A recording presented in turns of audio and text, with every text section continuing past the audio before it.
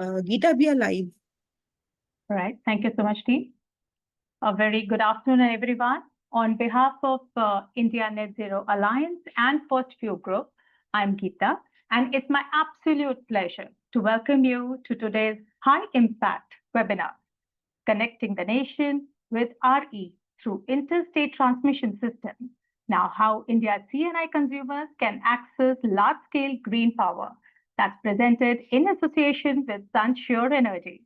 We are truly delighted to have you with us for what promises to be a powerful and forward looking conversation featuring some of the most influential leaders from the industry. So, before we begin, let me give you a quick overview of what to expect from today's session. India's green energy transition is entering a defining phase, with the 500 gigawatt renewable energy target approaching and the implementation of general network access reshaping market dynamics. As large commercial and industrial consumers seek reliable access to green power, the interstate transmission system emerges as a critical enabler.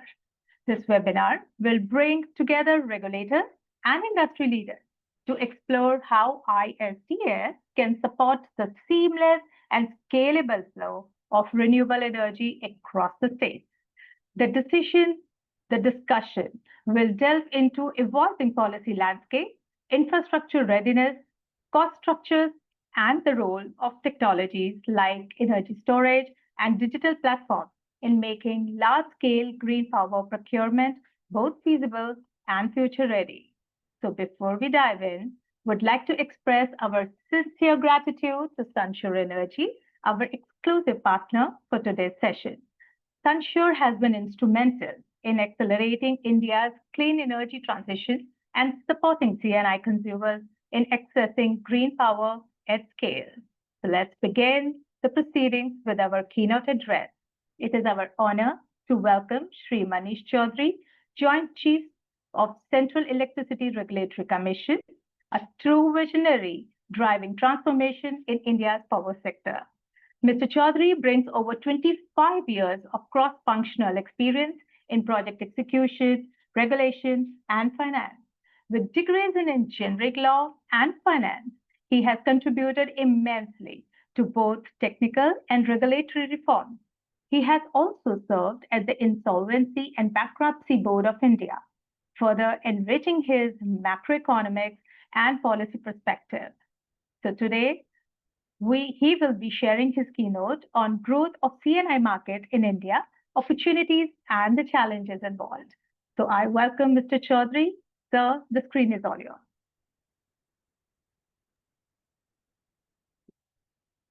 Thank you, Geetaji, for this warm introduction and welcome to this webinar. Panelists, colleagues, and my friend, Mr. PC Garg, ladies and gentlemen. At the outset, let me thank SunSure Energy Private Limited and First View Media Group for inviting me on this webinar and to share my thoughts and views on the topic connecting the nations with RE through ISTS. Well, regarding the connectivity, this RE through ISTS, let me start with something specific things. 20 years before, we have not thought of that there could be we can becoming a power producers by the MSMEs or the small C&I customers.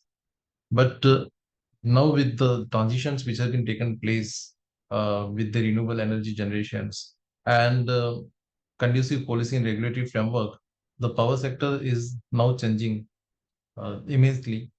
Today, if you can see the not only small MSME, but even the farmer can become the energy producers and they can play an active participant in the India's new energy industry.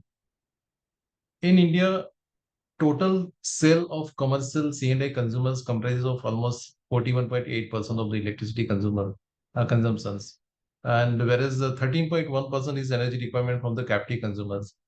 It itself indicates that there is a significant opportunity for the generating companies to tap the demand of C&I market. We have noticed the many large generating companies have changed their focus on C&I market. If you can see the last 4-5 years, the many generating companies have now focusing on the C&I market in their portfolio, departing from their conventional approach of securing the PPA from the discoms. Policy and regulatory initiative in this area has spurred a rapid growth in the C&I open access.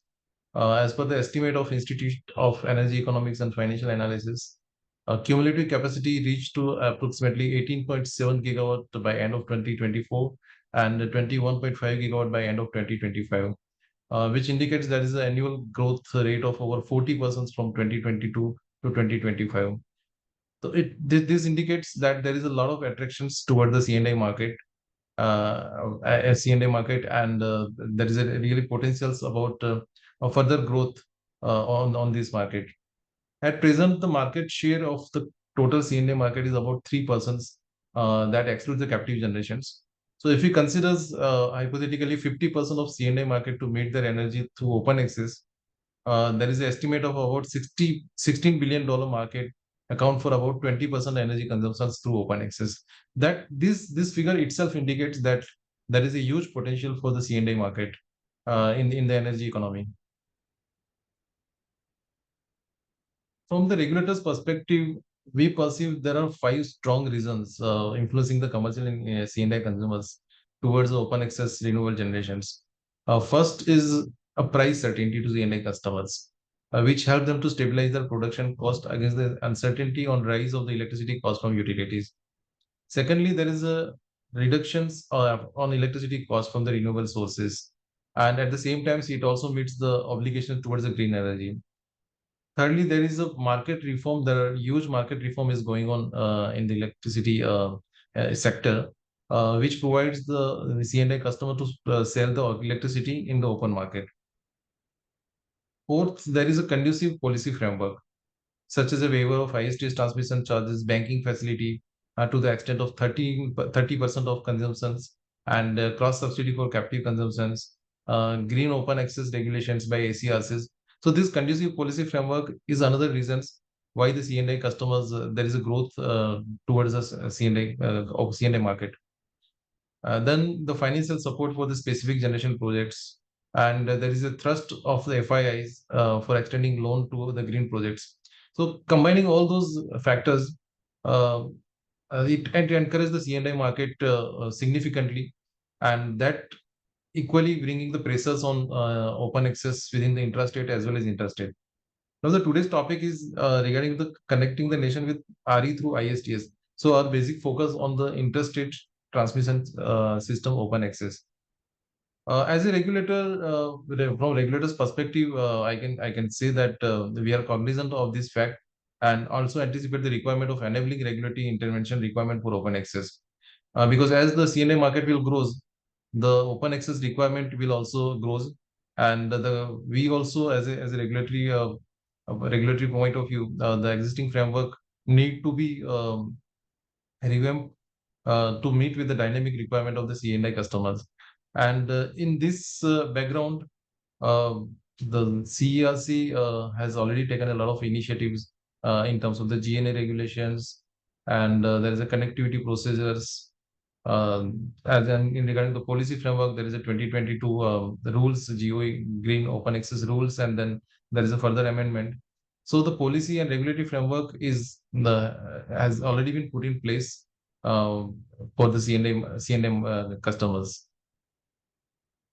But there are certain challenges. We are also cognizant of the certain challenges on this, and there are key levers. What are the key levers to overcome those challenges? First is the connectivity and open access simplifications. Let me share my thoughts on a little bit on elaborately on these aspects.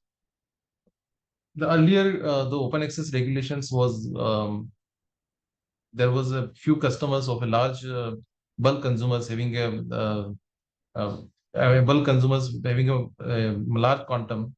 They were looking for the open access, and there is open access was being used by the discoms and the generating companies. C&I customers are the new entities because there were a few entities which were availing the connectivity and open access. But with this, when the C&I market is growing, the connectivity and open access simplifications is also another area, because This new set of regulated entities required, the requirement is separate, is different from the what was the conventional regulated entities, and that's why the open access and the connectivity regulations is required to be aligned with that. So in these connections, the CERC has already put in place the general network access, which enable the point-to-point open access to point-to-many with a single network access. That is adding the flexibility, reducing cost, and improving the transfer capabilities of the ISTS. This regulation has addressed the requirement of different type of open access consumers. The requirement of conventional consumers like discoms have been captured adequately. However, a new set of consumers such as bulk consumers under CNA customer categories, there is a certain frictions still persist in the GNA regulations. There is the involvement of STU nodal agencies, and the several agencies have been role of the several agencies have been specified. So that makes this process very complex. CNA open access users has to provide the NOC from the state agencies. So that is also a little bit cumbersome. We are as on CRC, we are cognizant on these issues like procedural delays at state levels and the central agencies, a different treatment of C&I in terms of the discom PPAs for connectivity, and then 50 megawatt aggregate load for the CTU level. So these are the creating a bottlenecks or kind of barriers for the scale up of the CNA customers. But as a regulatory perspective, let me share my thoughts on. Sometimes the complex technical reform requires the time to stabilize, and there is a learning curve both for both the regulator as well as the stakeholder. Further, the electricity is a concurrent subject, as you all know that because all the state agencies have to be involved, STUs, SLDCs, CTUs, and even the development agencies, renewable development agencies. So the putting CRC has to put the framework which balances the interest of all the stakeholders. So CRC now requires to have a CTU, STU joint meetings every quarters, and publishes weekly dashboards of pending GNA applications and other things. So these things makes the process is little bit complex in the GNA, and that is the reason why this has caused some delay. But I'm sure as the experience grows, the procedural complexities and additional reform will be addressed.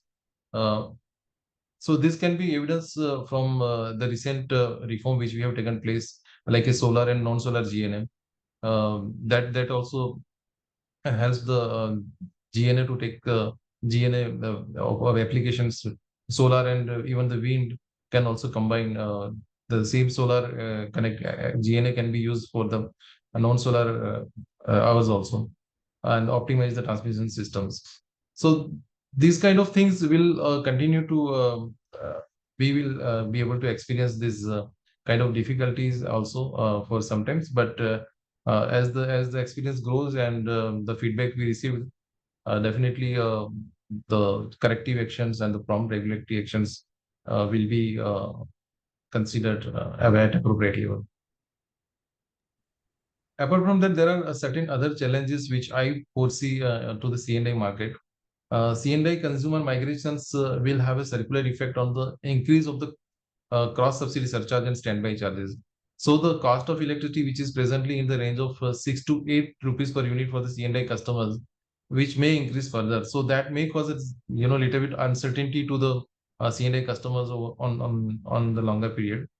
Then there is an absence of the round-the-clock solutions because the RTC power is not there in case of the C&I customers availing the generations from the renewable generations. So that is another challenge which I foresee that in the coming years we have to address this also, and maybe I think the battery energy storage or any kind of storage solutions may help to convert this power into the RTC power. Because these are the things which I think there can be some issue in the scale up of the CNI market.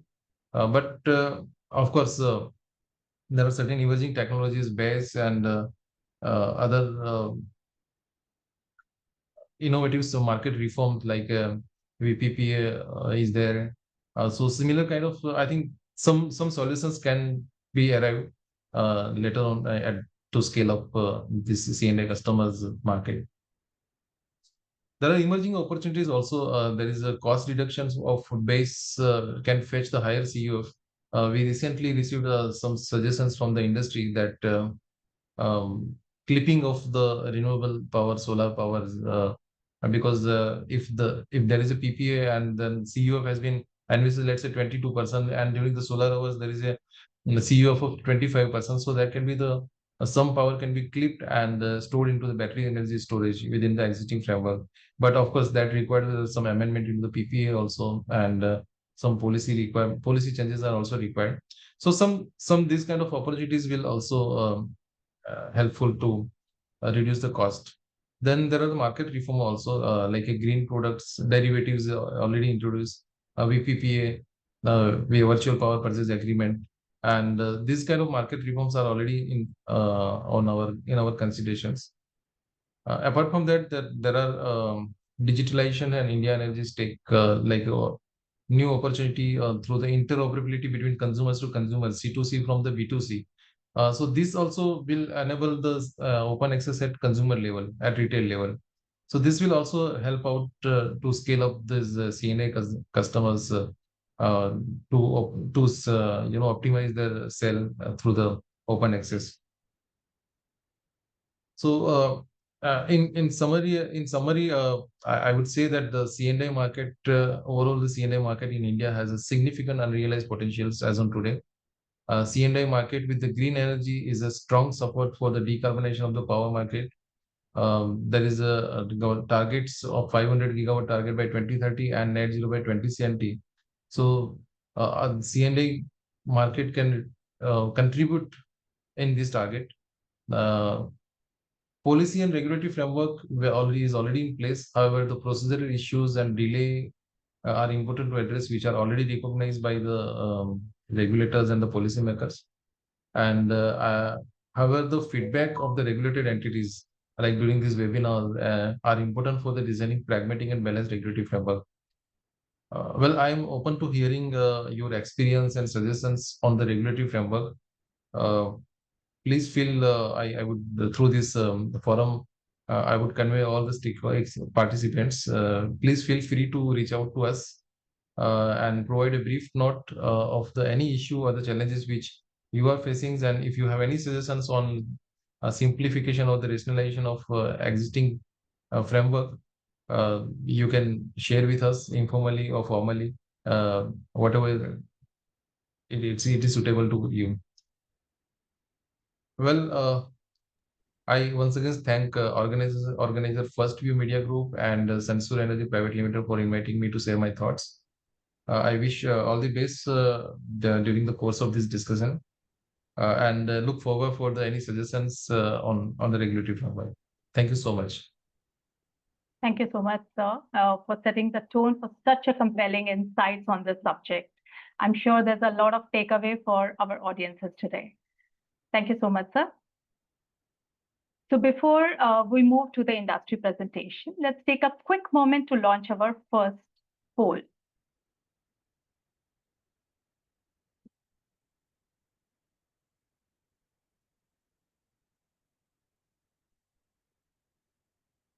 So our first poll talks about what is organization RTC. So let's see.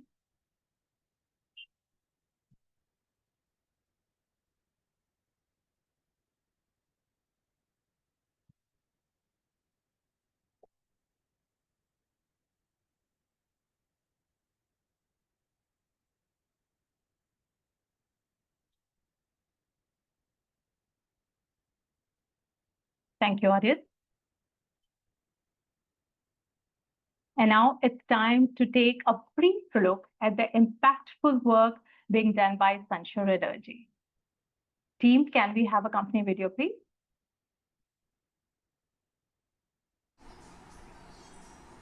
Power drives the Indian industry.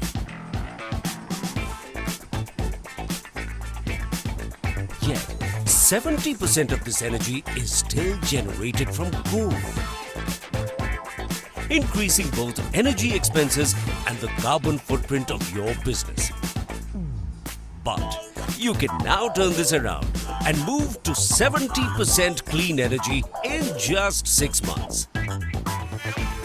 Choose a sustainable future for your business with Sunshore, one of India's largest clean power producers, with our round-the-clock power supply to facilities of all sizes across the country. And yes, with this switch, cut down your power costs for the next 25 years. Make your power move with Sunshore. Sunshore, making India's power move. Well, I must say that was really a very impactful company videos. Now it's time to hear directly from the partners and this impactful company. May I please welcome Mr. Karthikeya Sharma, co-founder and chief business officer, Sunshore Energy. Mr. Sharma, kindly share your presentation. Yes, absolutely. Thank you. Thank you, Geeta. I'm just putting my presentation on the screen.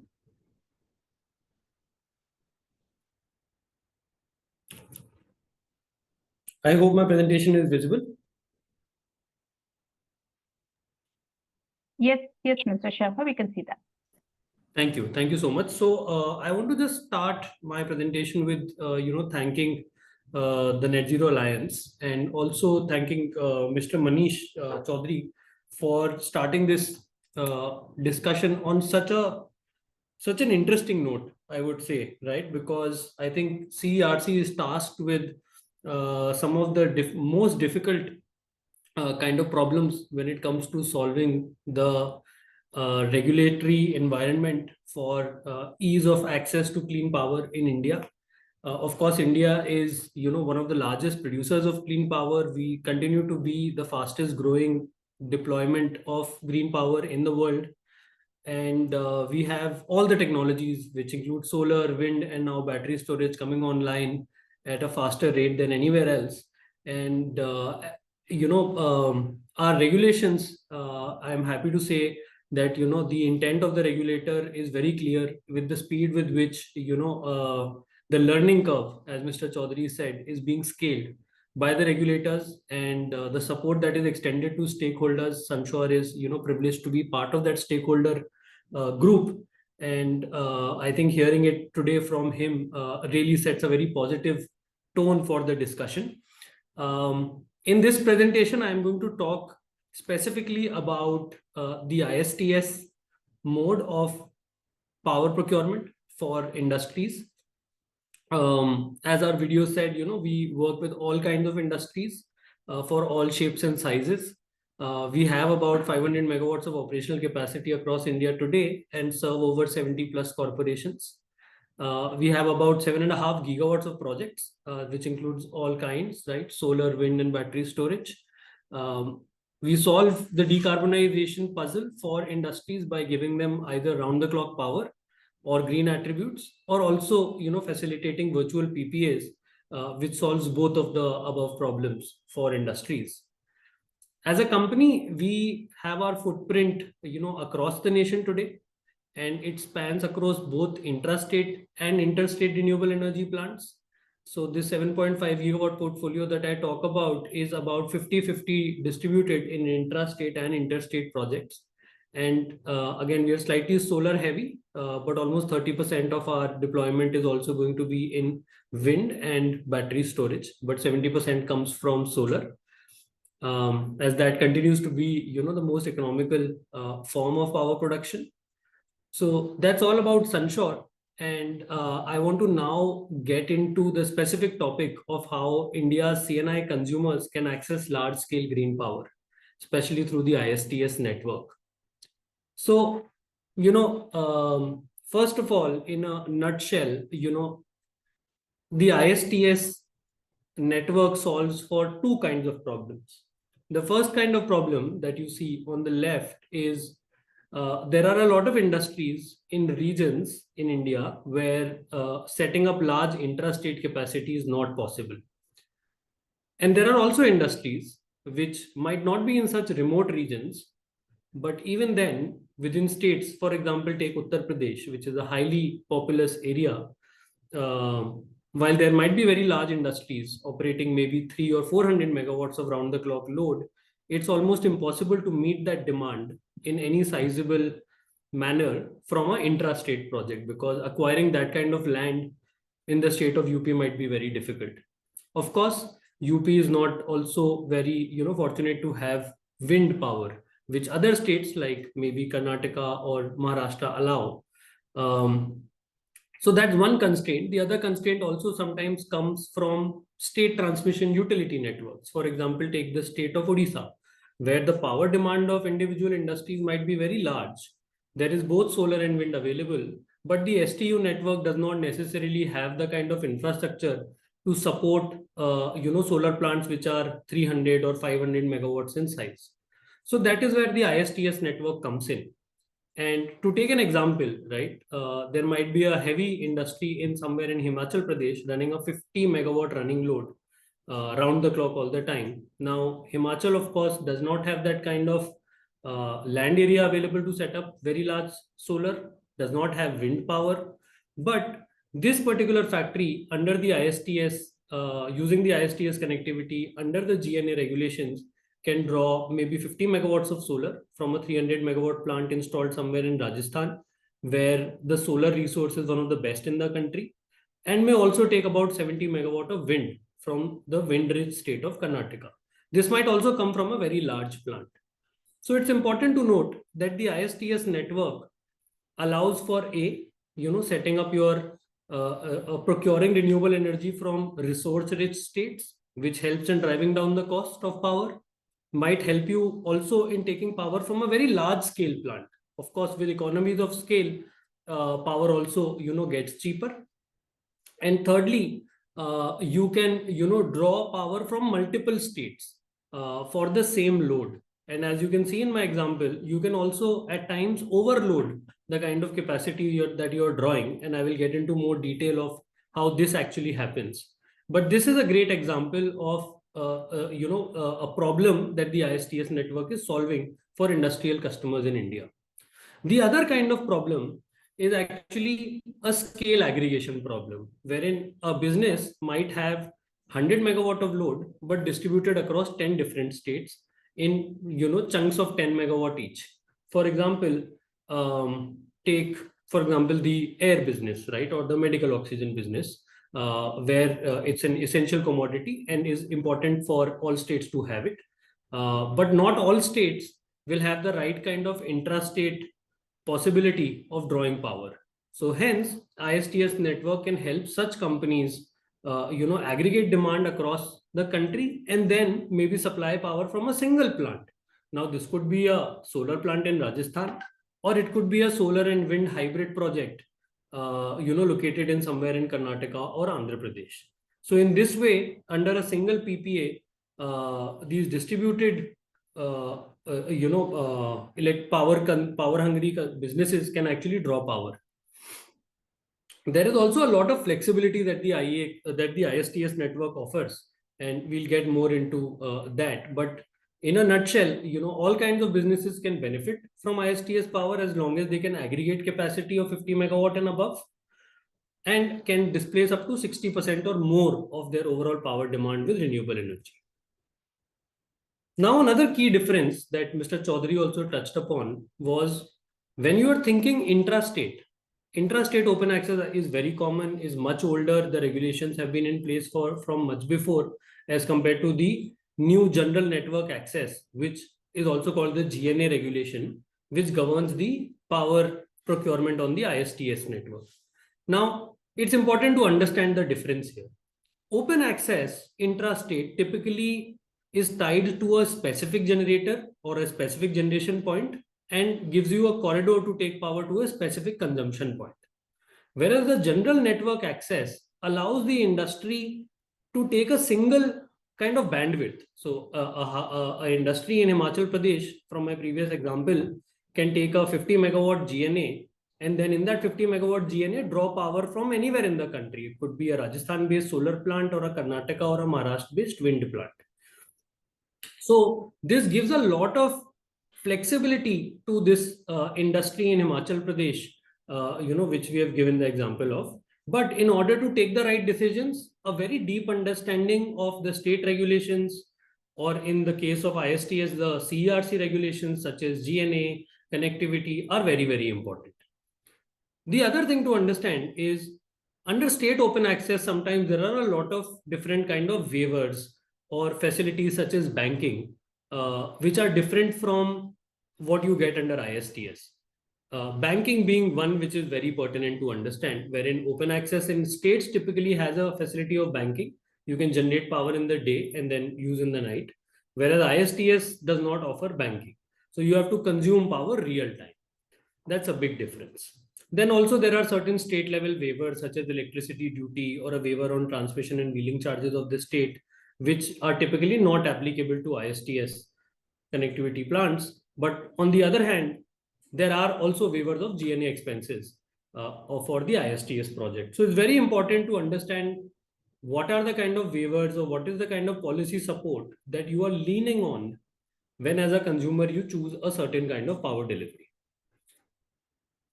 Now, I want to talk about the different kind of solutions that the ISTS procurement can offer. So ISTS projects can help you offer anywhere from 50% to all the way to 90% of power displacement. Of course, as you will see, for a 50% displacement against a 100 megawatt PPA, you're only putting up 100 megawatt of solar and 100 megawatt of wind. As you increase the displacement, the amount of wind power increases. And once you go beyond 70%, you might also have to put up battery storage. Another important thing to keep in mind is as your RE displacement grows, the power producer ends up taking some amount of market exposure, which I will just demonstrate in the next slide. And this also leads to a higher price of the power. So you can rest assured that the per unit price of power when you're displacing 90% of your power would be significantly higher than the cost of power for a 50% displacement solution. So when you're taking ISTS, you really have to keep in your mind how much you want to offset and what kind of solar and wind capacities would come into play and what kind of delivery timelines they would imply. Now, this is an example how this actually works. So if you look at on the top, on the left, you have a 100 megawatt solar plant with about 30% CUF. And on the right, you have a 150 megawatt wind plant, which has about 35% CUF. When these combine, they are able to offset about 70% of annual requirement. You will see this over here in the bottom graph. But some amount of power actually breaches the 100 megawatt limit. And this power, as also Mr. Chaudhary was saying, the power producer has the flexibility to sell on the open market. And that's precisely what ends up happening. And this is why, we are seeing a lot of reduction in daytime IEX prices. As you know, famously in the month of May, for one day, for a couple of time blocks, power for solar actually became zero around this period, around the 12 p.m. to 1 p.m. Now, in order to, maybe if you don't want to take that kind of 15% excess on IEX, you can actually add some amount of battery storage and shave off the peak from your power production from solar and instead supply it during peak hours. This also results in higher savings while making sure that your displacement also increases for the same solution. But needless to say, the per unit cost of power would go up in this kind of a situation. Lastly, just a comparison of intrastate and ISTS for some of the most industrialized states in the country. You see, I'll just, for example, take Maharashtra as an example, where without taking too much policy support or without taking too much, banking dependence, a 50% offset potential is easy from intrastate solar and wind plants. Savings being up to 35% on per unit power. But same thing if you do from ISTS, your offset is much higher even if the savings are a little lower. So when you are comparing intrastate and ISTS, these become the two primary parameters to evaluate. What is the offset potential and what is the savings potential? Sometimes, even if the savings potential is lower per unit, if the offset potential is higher, your overall savings might become higher in ISTS than in intrastate. Of course, there are certain states such as Andhra, Telangana, Himachal, or Odisha, where they have different kind of challenges in procuring intrastate RE, but that is where interstate RE becomes a great solution to go for industries which must transition to renewable energy. So with this, I would want to put a rest to my presentation, and happy to share more thoughts during the panel discussion or afterwards with all the attendees. Thank you so much, Mr. Sharma. That was a very highly informative and thought-provoking presentation. Thank you so much for your presentation. And now, ladies and gentlemen, let me launch a second poll.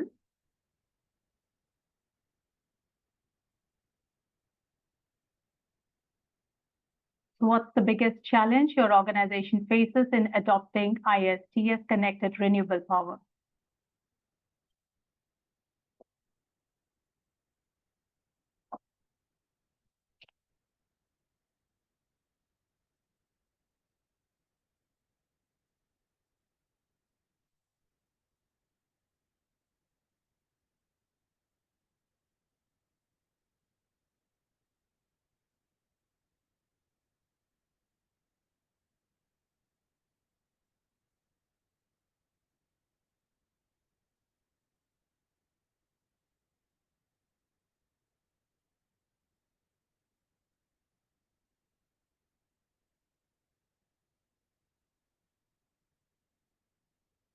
Thank you for your polling. Thank you for taking out time to poll that. Now, ladies and gentlemen, let's move to the heart of today's session. That is our panel discussion. So just a quick reminder to everybody, we do have a live Q&A session at the end. So please feel free to post your questions and in the Q&A box anytime during the discussions, and they will be addressed by our panelists at the end of the panel discussion. So our session today is titled as Connecting the Nation with RE through ISTS and How India's C&I consumers can access large-scale green power. Our panelists will explore in this session about GNA and interstate access, financial implications of ISTS, policy evolution and implementation challenges, pre-procurement strategies, and digital hybrid and BESS-led innovation. So we are so privileged to be joined by exceptional lineup of these esteemed speakers. I have the privilege of introducing our panelists. Let me introduce our panelists first panelist, and that's Mr. Prakash Chand Garg. He is Honorary Principal Advisor, National Solar Energy Federation of India, and former COO and Director, CTUIL. Mr. Garg brings decades of policy expertise and leadership in advancing India's solar and renewable energy landscape. Second panelist is Mr. Kalyan Bhattacharjee. He is Chief Sustainable Officer and VP Energy of Jindal Stainless Limited. Mr. Bhattacharjee leads the enterprise sustainability and energy transition strategies across the group. Our third panelist is Mr. Karthikeya Sharma. He is co-founder and CEO of Sunshore Energy.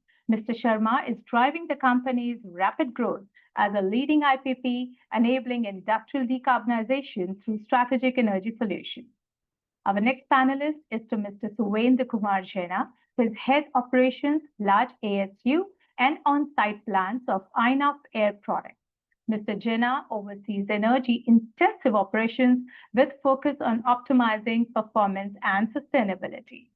Our next esteemed panelist is Mr. Mahesh Manvaria. He is Senior Director, Engineering and Utility, Jubilant Infrastructure Limited. Mr. Mahesh drives innovation and energy efficiency across industrial utilities and infrastructure. Our next panelist is Mr.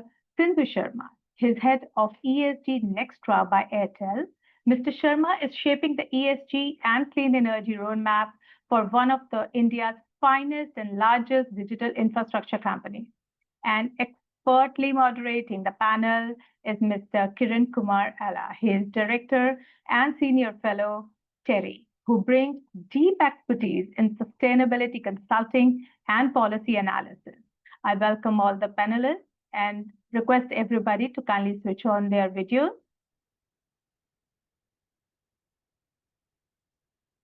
Thank you, panelists. And now I would like to hand over the session to Mr. Kiran. Hello, everyone. Hope you're all doing well, and I hope you got some good information in the first session. Now, we want to use the panel to go deeper into the topics that Karthikeya Sharma has presented earlier. Yeah, and throughout the session, feel free to keep sharing your questions so that we can take them up at the ending, right? So to give a quick background of myself so that you know where the context I'm coming from. After my MBA, initially I was in the power transmission sector when the build, own, operate, build, own, maintain scheme was introduced for private players. Around the same time, the point of connection charges also came. So I saw the sector significantly shift from very block, very rigid kind of structure to a lot of flexibility, lot of access, and also from a generation deficient to generation surplus and the renewable energy and all. So then for about 5 years, I was in the Delhi Discom where I started seeing the open access evolve. And I'm happy to see that it has reached a much mature level where we are talking about open access through ISTS, right? So it was, I wouldn't say it was believable some time back, but now looks like things are falling in place and we are able to access power, renewable energy, particularly from one corner of the country to another corner of the country. So with that background, so what I would request is, so now I will again bring back Karthikeya, who's been introduced already, the Chief Business Officer and co-founder of Sunsure Energy.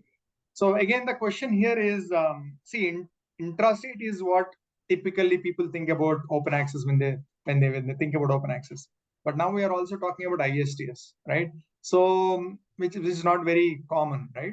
So can you help us understand a little bit more about where is infrastructure and what are the key regulations governing ISTS? Can you start with that? Yeah. Yes, absolutely, Kiran sir. Thank you so much. Thank you so much, first of all, for being part of this and moderating this so expertly. And I'll just try to keep my answer very short. I think I've covered a lot of it in the presentation early on.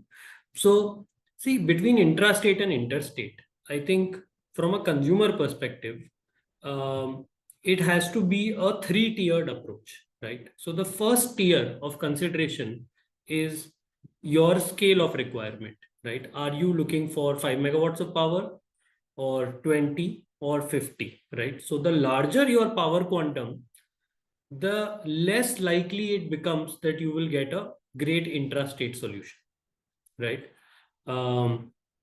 So, and the reason for that is, naturally two things. I took the example of Uttar Pradesh earlier, where, acquisition of land for a very large project is not very easy, right? Typical project sizes are anywhere from, 10 megawatt to maybe, 70 megawatt AC. Any plant bigger than that on the state transmission utility network is not very feasible to build, right? You end up breaking it into smaller parcels, it becomes more expensive and takes a lot more time. So every state kind of has one rule, right? That anything above 100 megawatt kind of connectivity on the state transmission utility is typically not feasible. The ISTS network, on the other hand, gets updated or gets built or, is being built out with a much longer horizon. We see, HVDC corridors coming up. We see, very large substations in specific renewable energy zones coming up, which have the necessary infrastructure to evacuate that power, right? So a consumer must consider their size, first of all, when looking at intrastate versus interstate. If you're isolated 5 or 10 megawatt in maybe 1 or 2 states, and both states have open access on the intrastate level, might as well go for it, right? But if you're larger, or if you're distributed across many states, it becomes important that you start looking at ISTS. That's the first tier of consideration. The second tier of consideration is, what is your priority? Is your priority to get, the power landing to you at the cheapest per unit cost, or that you are looking for a higher renewable energy displacement? typically, even if power is landing to you slightly higher, which is the case in ISTS power, right? For example, you will not get electricity duty waiver in most states for ISTS power, whereas for intrastate power, you will typically get in electricity duty waiver, or at least for the first 5 to 10 years. Or you will get, some discount on transmission and wheeling charges. Those things you will not get on the ISTS network. So even if the base tariff for ISTS power is cheaper, the landed power is higher.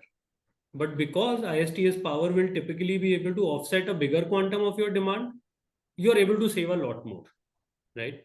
But what we have seen is a lot of industries who are more considerate about the RE displacement, they will look for ISTS power.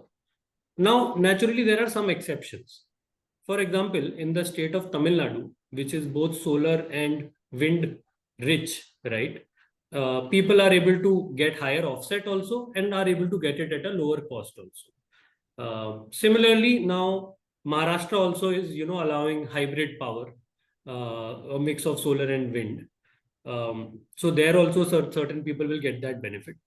But the challenge of STU transmission infrastructure remains, right? It's not easy to get wind connectivity. If you get wind connectivity, you are very likely to face curtailment on the intrastate network as opposed to the ISTS network. So that is the second tier of consideration, right? RE displacement and saving. And then the last one is time sensitivity. See, intrastate solutions will typically come up in 6 to 9 months. Any solar plant on the intrastate network, the day you sign the PPA and the day you get power, typically it's a 6 to maybe 9 month kind of period. Whereas on the interstate network, what happens is, you're typically waiting for a substation to come up. And substations on the interstate network have been in the recent past been quite delayed. And that seems like, it is having a bullwhip effect. And a lot of that infrastructure is kind of moving forward. So if you're very time sensitive as a business in receiving power, placing your bet on the intrastate network wherever you can is a better choice, right? So I would say those are the primary considerations when, for a customer looking at, making a decision between intrastate and interstate. I have seen same businesses in certain state doing intrastate, but in certain other states, scaling them, aggregating them, and doing ISTS. So a hybrid approach also makes sense.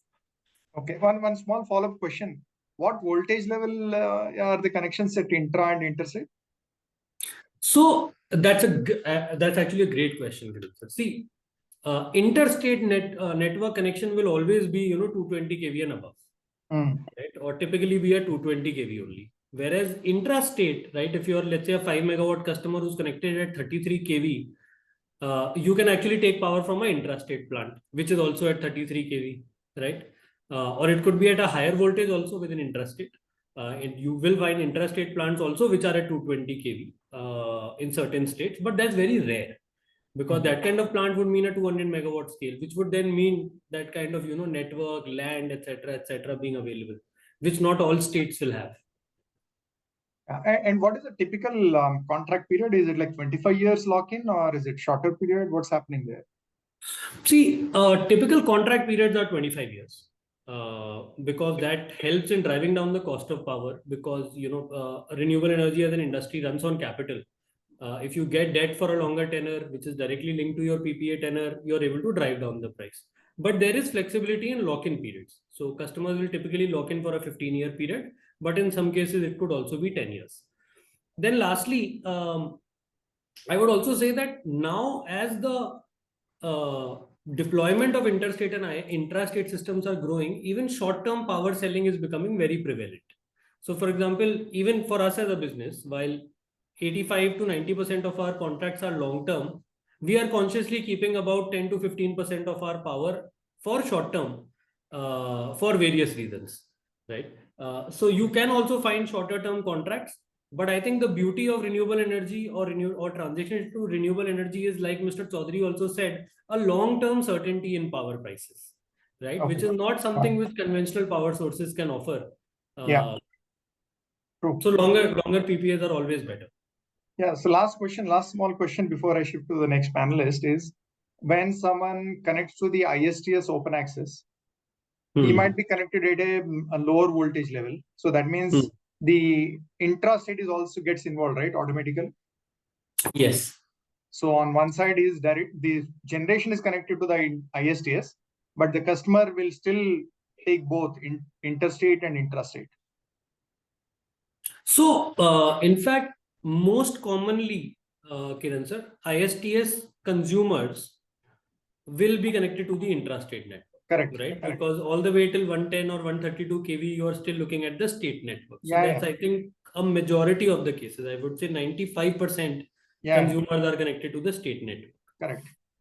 And that also is something that Mr. Chaudhary had highlighted, right? That leads to some cumbersome effort because then you need an NOC from the state network. Exactly. And their different states have different practices, power being a concurrent subject.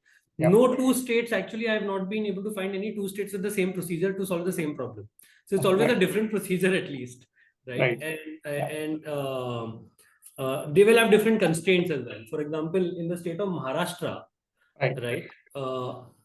Procuring interstate power for a STU connected customer is very difficult because the state network there is technically jammed. Right? They have no bandwidth apparently available to give, let consumers procure or even sell power. Whereas the state of Uttar Pradesh, if you see, you can set up a generating plant also on the STU network, but sell power anywhere in the country. Okay.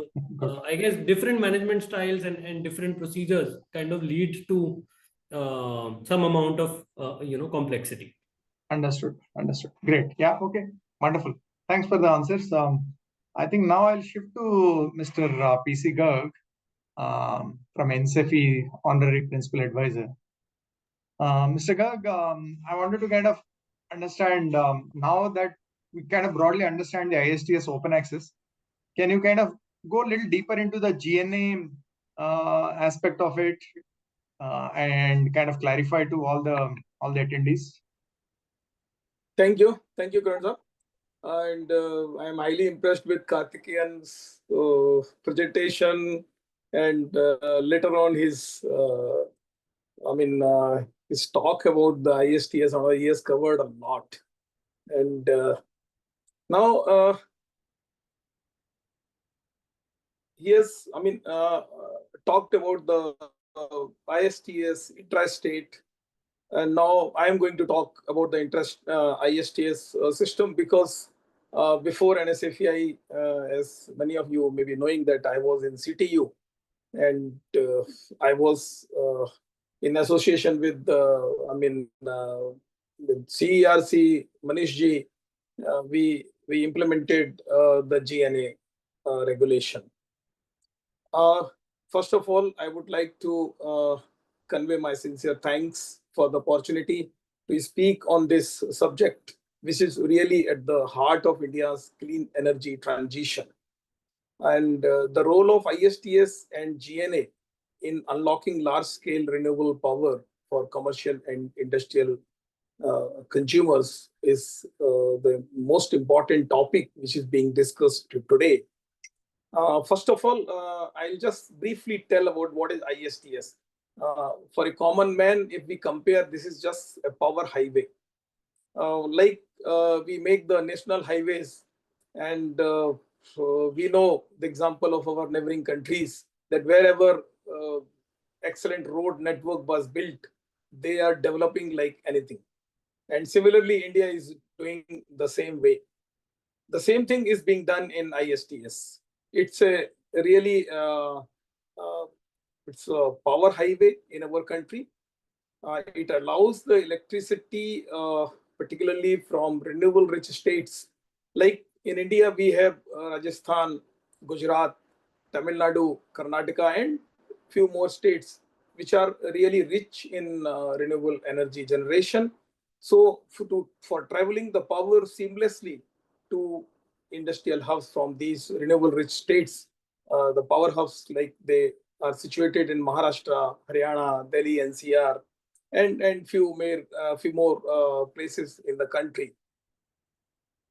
For this purpose, ISTS is extremely important. When we talk about the connectivity is the most important thing in ISTS. As Karthikeyan also said that for ISTS connectivity, 50 megawatt is the minimum requirement, whether it is a generation or whether it is a load, I mean, as a consumer, the ISTS connectivity is given for a minimum quantum of 50 megawatt. And certainly the 220 kV voltage is the minimum voltage. In many cases, when the connectivity is taken for say 500 megawatt or more, the connectivity is given at 400 kV level also in ISTS. Now, in our country, we know that we have set a target of 500 gigawatt non-fossil fuel by, I mean, installed capacity from non-fossil fuel by 2030. And most of the upcoming solar and wind capacity will be located in remote areas.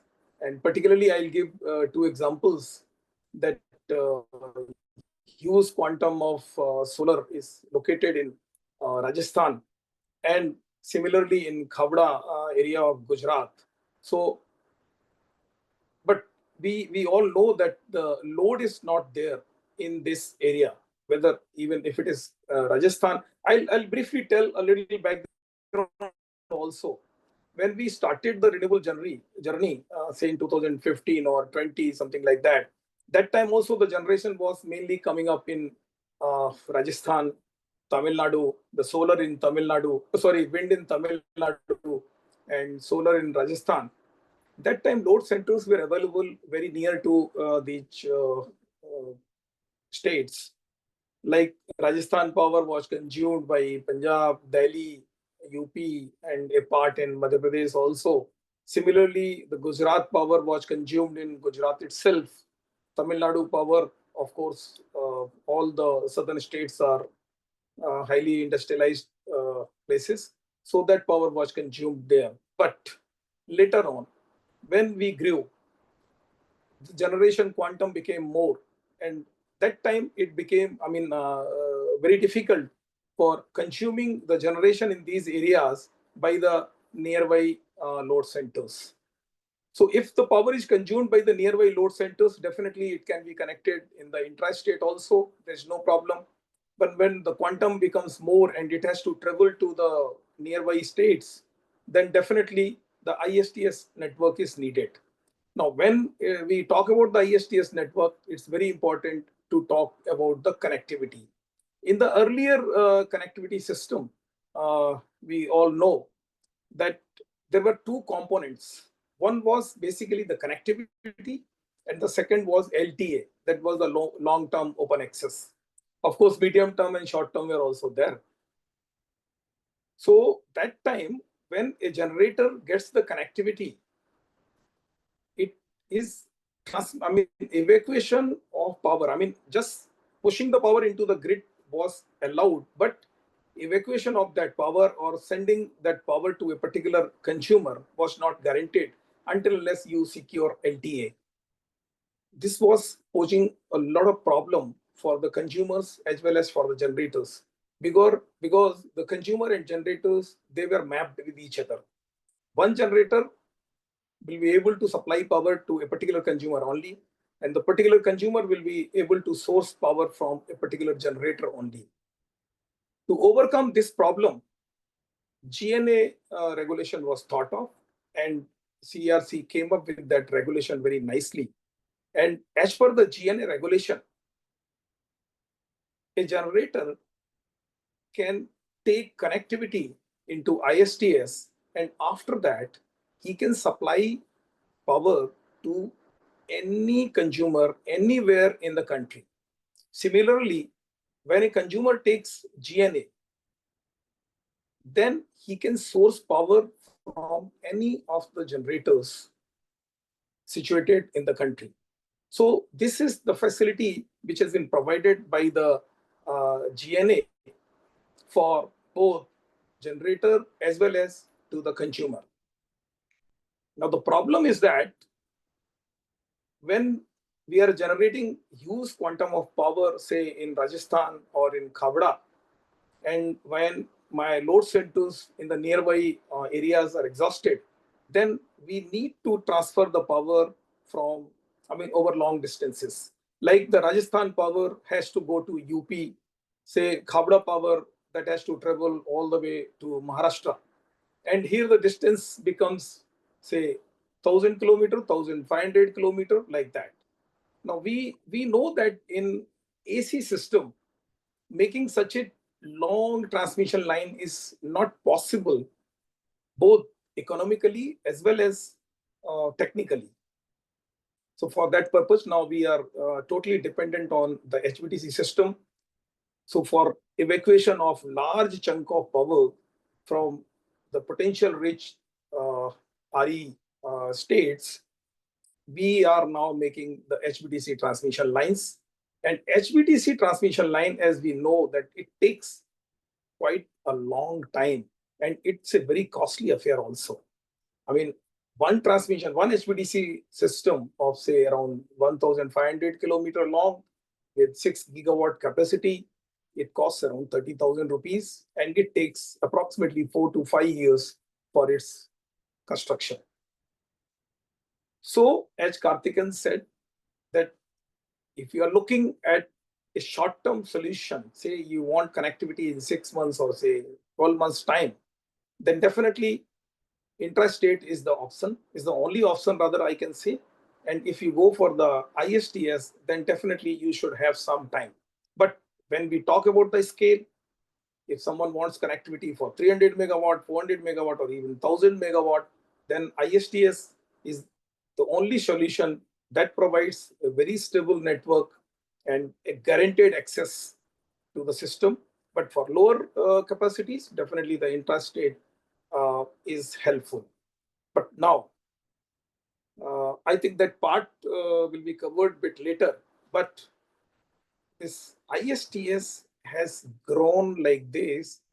There is one factor, apart from reliability, apart from getting a big size network, is the ISTS waiver.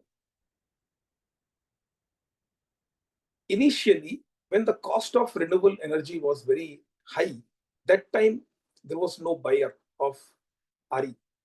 So the government thought of introducing some incentive for the RE, for encouragement to use RE by the states particularly.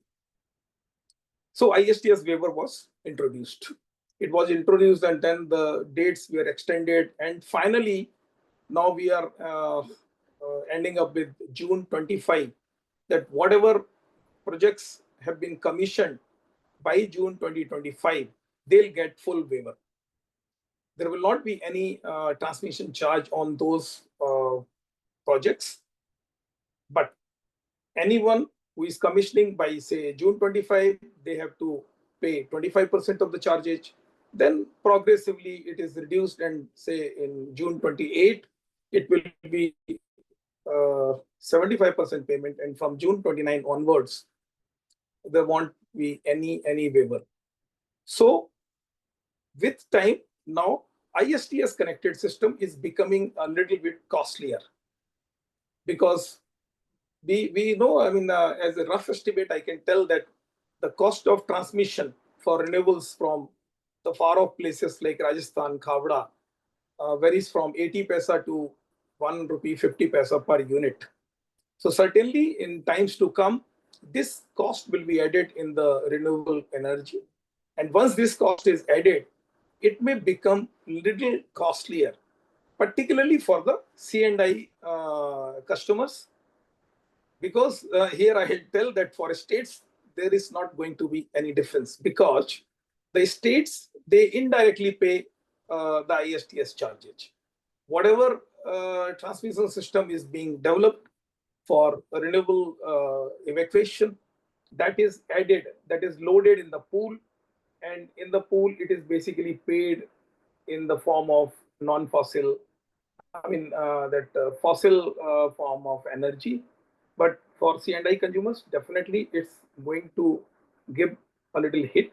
But still, over long term, when we talk about 10 years, 15 years, 25 years, this renewable energy is going to be cheaper always. even if ISTS charges are loaded.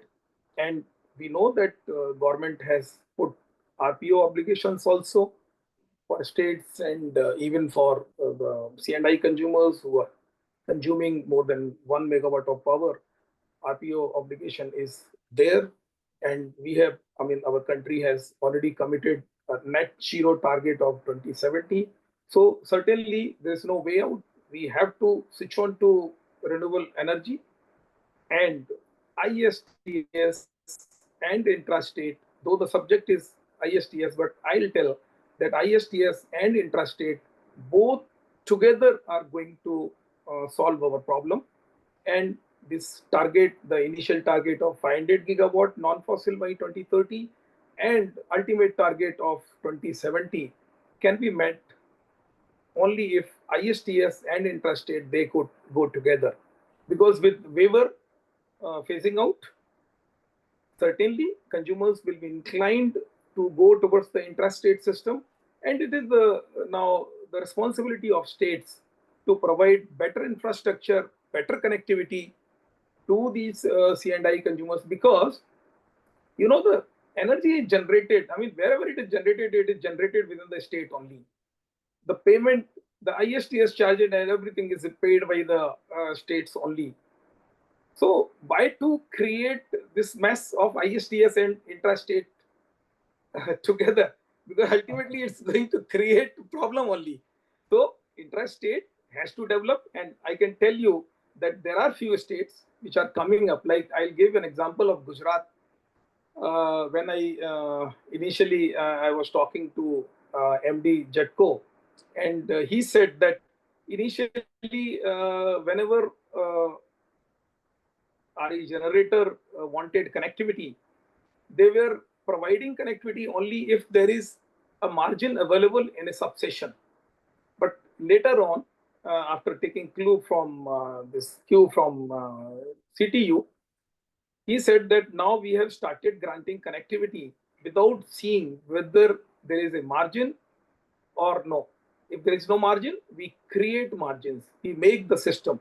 So this is the style. This is the right style, and I think every state has to opt. I mean, go for this, and they should encourage. The electricity will become much cheaper if it is connected efficiently in the intrastate system. And and the very purpose of solar is definitely the DRE. Distributed RE is the main focus for. I mean, earlier when coal-based generation was there, we were generating at the coal mines near the pithead plants. Now the pit is available everywhere. On every roof we have the resources.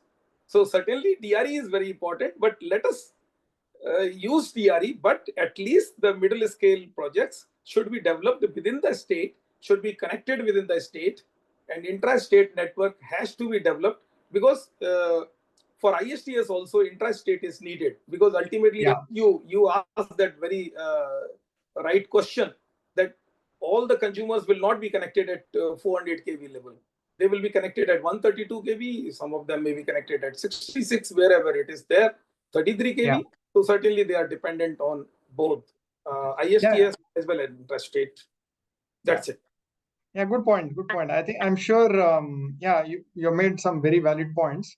And going forward, we will wish, as consumers or even as operators, that the difference between intrastate and interstate becomes less and less, so that the differences between states also go down, and everywhere all the states become competitive. They start using proactive policies, proactive measures, right? So we are not approaching the problem from a scarcity perspective, but rather than abundance perspective. Ultimately, the customer is demanding something, right? If they are demanding something, that means the need is very strong. And as the service providers, it becomes a responsibility of CTU, STU, DISCOM, even the generators to deliver that. At the same time, customer should understand the value that is being delivered, not just look at short-term, just price comparison, but look at long-term reliability, long-term resilience, and also clean energy adoption, right? It's not just about cheapest power. It is also about encouraging the future, which is through investing and purchasing the renewable energy power. Thank you very much. Right. Appreciate. I Thank you. appreciate. Now I'll turn to Mr. Kalyan Bhattacharjee, who is the Chief Sustainability Officer and Vice President. So it's very important to see very nicely that Mr. Kalyan is both CSO and also the President for Energy. So he has to balance both objectives, and he's also the customer. So let us hear from him, his perspective on all the topics that we discussed, and also ISTS as a round-the-clock power strategy. Right, Kalyanji, over to you. Yeah, thank you, Mr. Kiran. Good afternoon, ladies and gentlemen, and good afternoon to my co-panelists. So myself, Kalyan Bhattacharjee, you've already introduced. Yes, it's a balancing act, and good that both these portfolios are with me.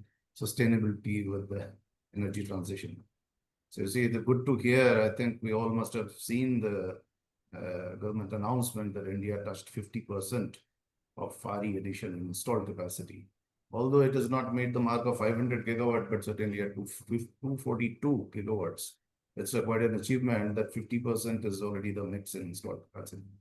And I believe this was also, the ISTS played a large role in this. Talking about the industry perspective, at Jindal Stainless, we had begun our renewable journey long back, even when this ISTS things were not there, and we had to contract bilateral agreements through taking corridors, and that was a really tough time getting the corridors from the generator, like in Tamil Nadu, to deliver to Odisha. So we used to import renewable power, like wind power, from as far as Tamil Nadu to Odisha. We had been using this corridor, and it was a tough task getting the corridors sanctioned.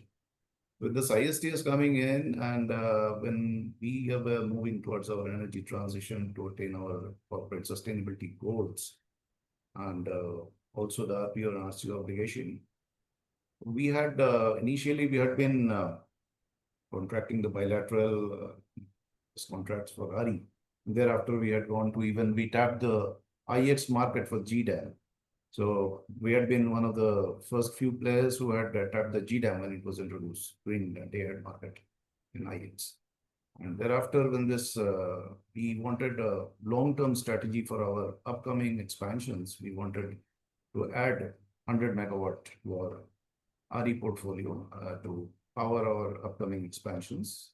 And in the year 2021-22, we had our first contract of 100 megawatt. And using the ISTS network, our first project is in Maharashtra, state of Maharashtra, from where we'll be wheeling it to Odisha, or the integrated steel plant in Odisha, stainless steel plant. So the ISTS, this came as a strategy, and this gives us the RTC. ISTS provides the opportunity to have the right RTC strategy around the clock, and this is attained through having a proper mix of wind and solar. We had our 100 megawatt solar and 180 megawatt wind installation in the state of Maharashtra to guarantee about 100 megawatt contract with your CUF guaranteed about 80%, and then falling to about 70% as a guaranteed CUFs. So that was the condition, with the ISTS playing a large role, and of course the ISTS waiver also gave the conducive platform for us to get the contract done and get the approval for shifting our energy transition to renewable energy. So IX waiver, which was brought into basically ensure that these renewable rich states, which are the resource rich states, and the resource deficit states, like in Odisha, it's a state where most of the time it's a monsoon, and most of the times it's cloudy. There is hardly any wind or solar generation. So states which are energy deficits, these kind of states can get this power from the energy or the resource rich states through ISTS. So this was a very useful thing for all the customers in CNI segment who could locate their RE projects in different states and wheel the power to their facilities. And see, the ISTS waiver that played a major role in penetration, whereby this we didn't have to worry about the transmission cost to bring out from interstate projects, because the intrastate there were hardly any provision or hardly any kind of opportunity to generate ample power in megawatts, like in 100 megawatts. That was really difficult. So we had to get it through ISTS. And this ISTS charges, as Mr. Garg has already discussed, that was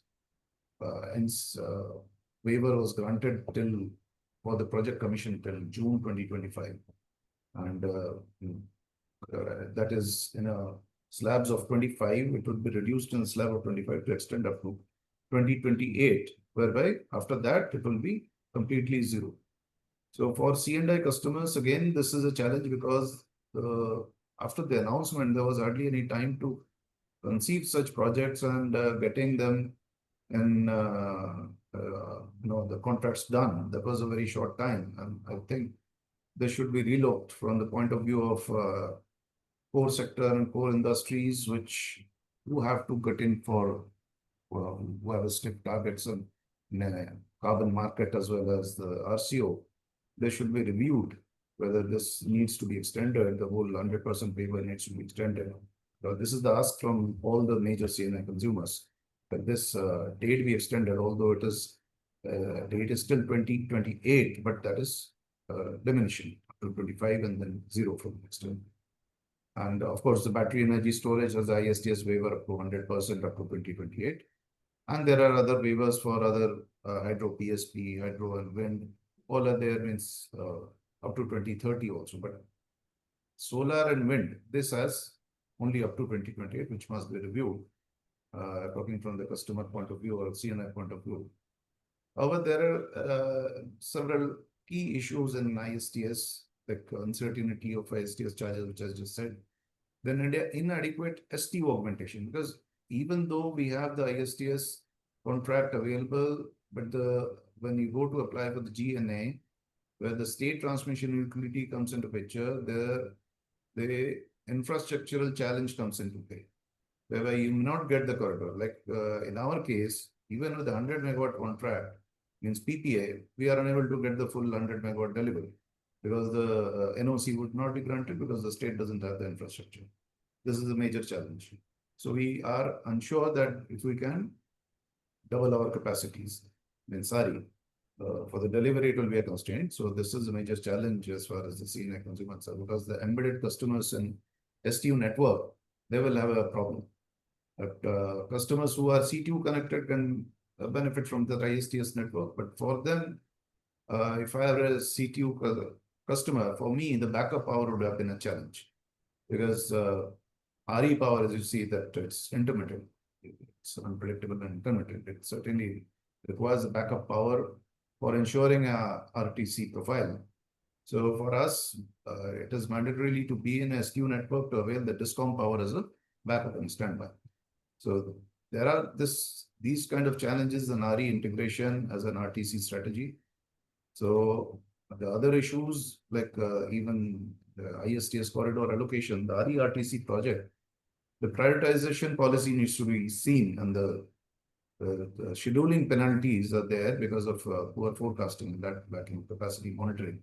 These are the few challenges. And then you see the cross subsidy, additional surcharges in several states. In our state of Haryana, we have another plant, our SR plant, where the cross subsidy surcharge is not being waived, even though it is a captive ISTS project.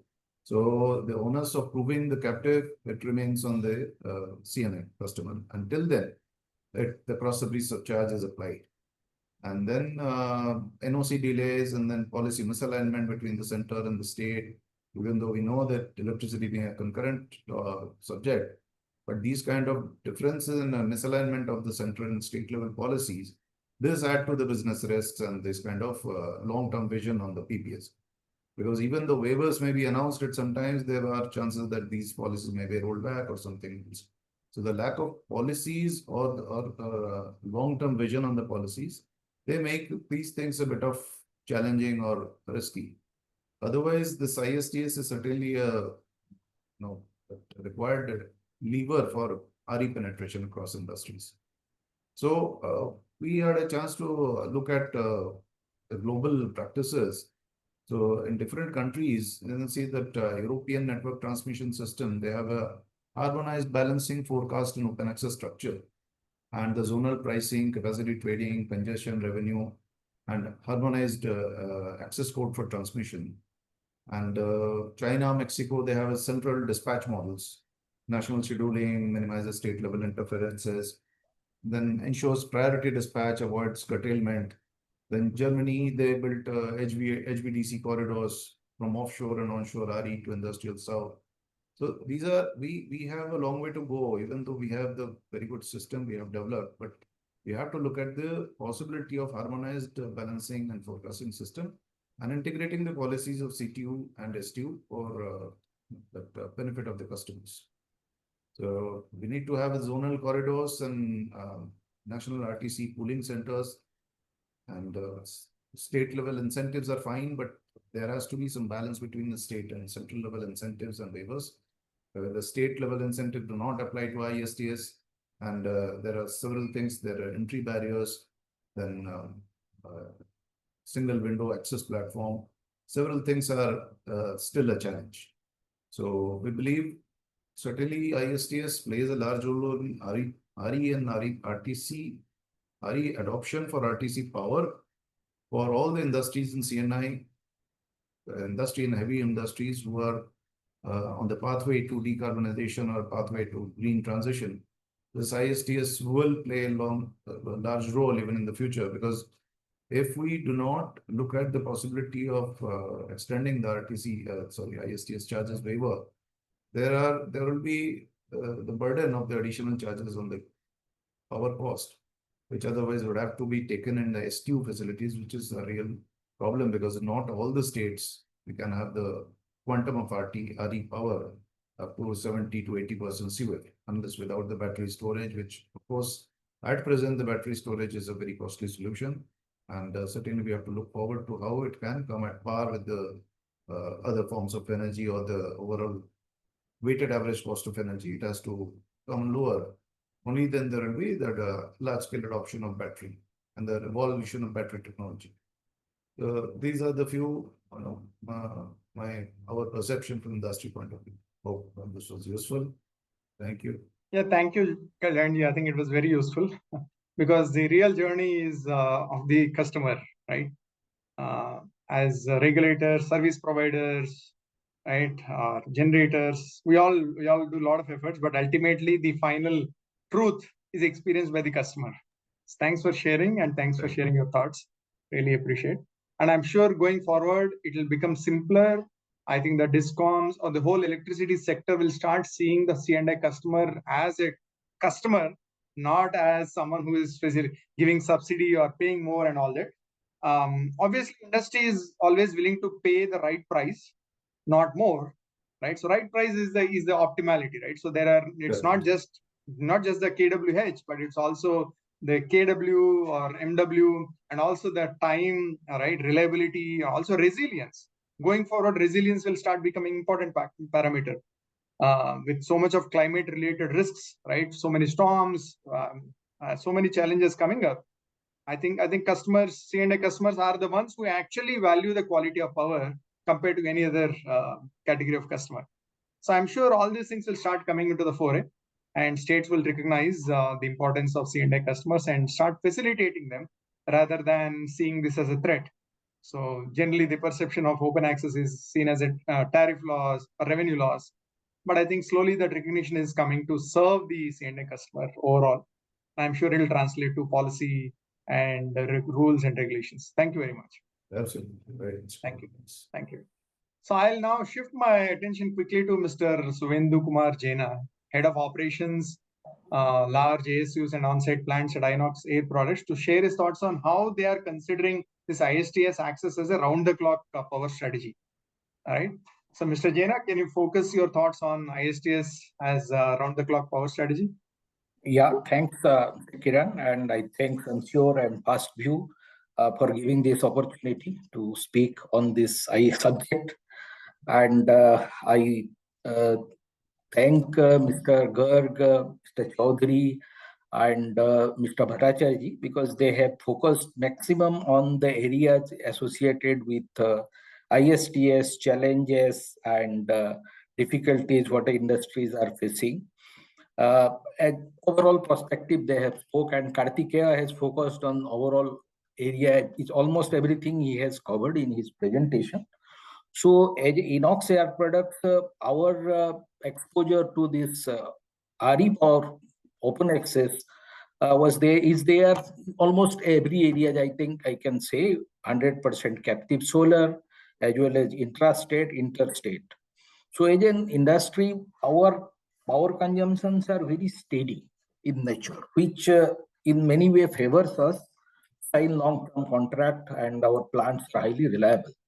But for any consumer, whenever they are signing a contract for 25 years and for certain quantum of power, and if they want to replace their total power consumption 100%, 70% or more, so in that case, main key issue is that their consumption pattern. So the industry must look at their consumption pattern, how steady it is.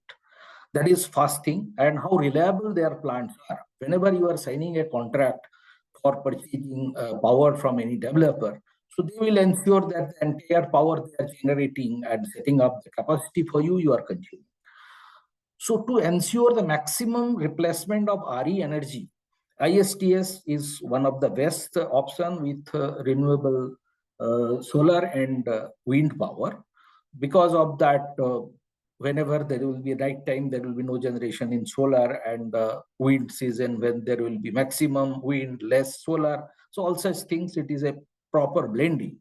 But issue is that whenever your consumption patterns are not known, or even the renewable generation patterns in wind also, it has been seen in last few years, it is not consistent. So the wind generation also varies a lot, unlike solar. So from that point in industry, for 70% replacement, whatever most of these ISTS generators are offering, so that is having certain percentage of market exposure. So that market exposure also adding some tariff, because that is uncertain. That all developers should focus on that, how to increase that 70% to 80%, 90% without any adding any cost in terms of tariff. Maybe something nominal may be possible. But one thing, the good thing is that VES batteries costs are coming down drastically. So that will help to replace that peak hour energy, because peak hour energy charges, almost all states are very high comparatively if you compare off-peak hours. And during that time, solar is not available. So that every state having 4 to 8 hours of peak energy slot, any discom, so there the tariff is very high. So if developers are putting battery storage and catering that peak hour demands of a consumer, so that will ensure good saving, as well as maximum penetration or maximum replacement of RE energy.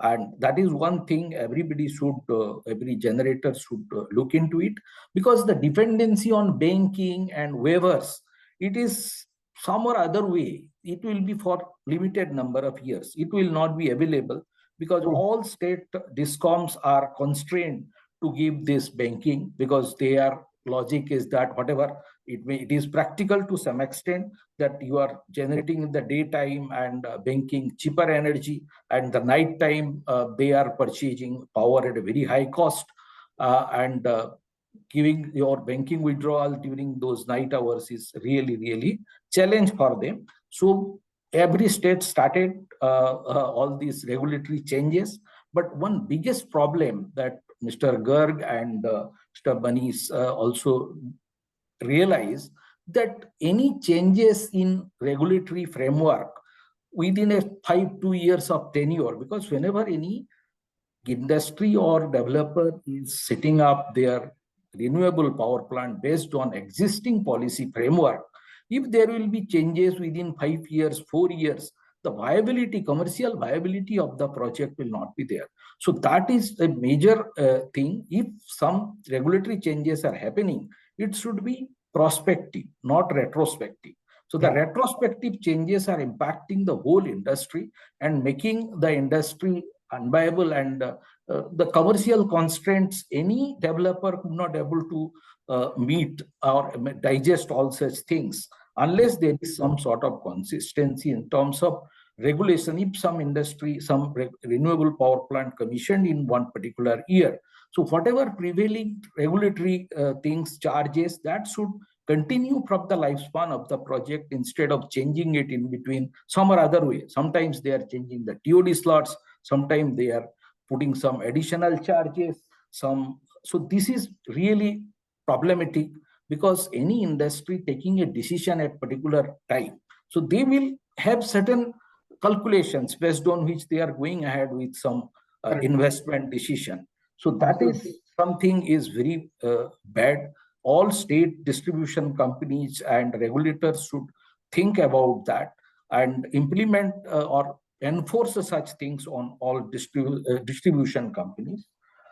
Another area I will like to focus is that technological advancement in terms of whether it is battery banking or the solar cell efficiency. So that will also add some value in coming years. Wind turbine, PLF, or even larger size wind turbines, offshore wind, these things also will help to grow growth of this particular renewable energy sector, as well as the maximum replacement of fossil fuel based energy with renewable energy. The other area we are also focusing on and we are looking into is the green hydrogen and green ammonia. So in green hydrogen also, RTC based RE power is required continuously. There, I cannot use any fossil fuel based energy. Then my hydrogen will become the green attribute or green. We cannot say that this is 100% green. So there, RE-RTC power is required. Even if there will be, say, some sort of fluctuations, the electrolyzer plants are capable to handle that. But there should be at least 40% to 50% of RE energy available around the clock to make this green hydrogen sustainable to some extent. And green ammonia is, again, that is a different subject at all.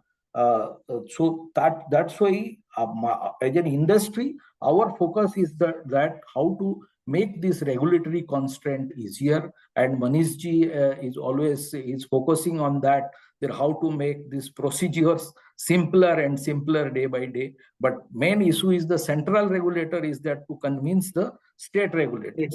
So states are again they are independent entity. So that conflict will go for some time at least. But this GNA will help. GNA definitely will help all consumers as well as developers. And with that, I think almost most of the areas has been covered by all other panelists. So with that, again, I'm concluding. No, thank you, Mr. Suvinder. I think you brought out the challenges, because ultimately, unless we handle the challenges and sort them out, we will just stay limited, right? So it'll be good for few, but not for everyone kind of scenario.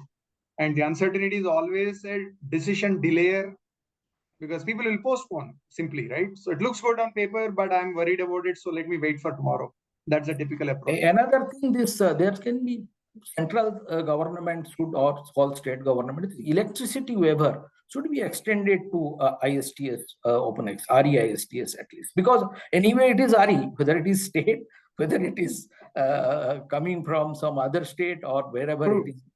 True. I mean, see, as someone else pointed out earlier, it is a net neutral for discoms actually.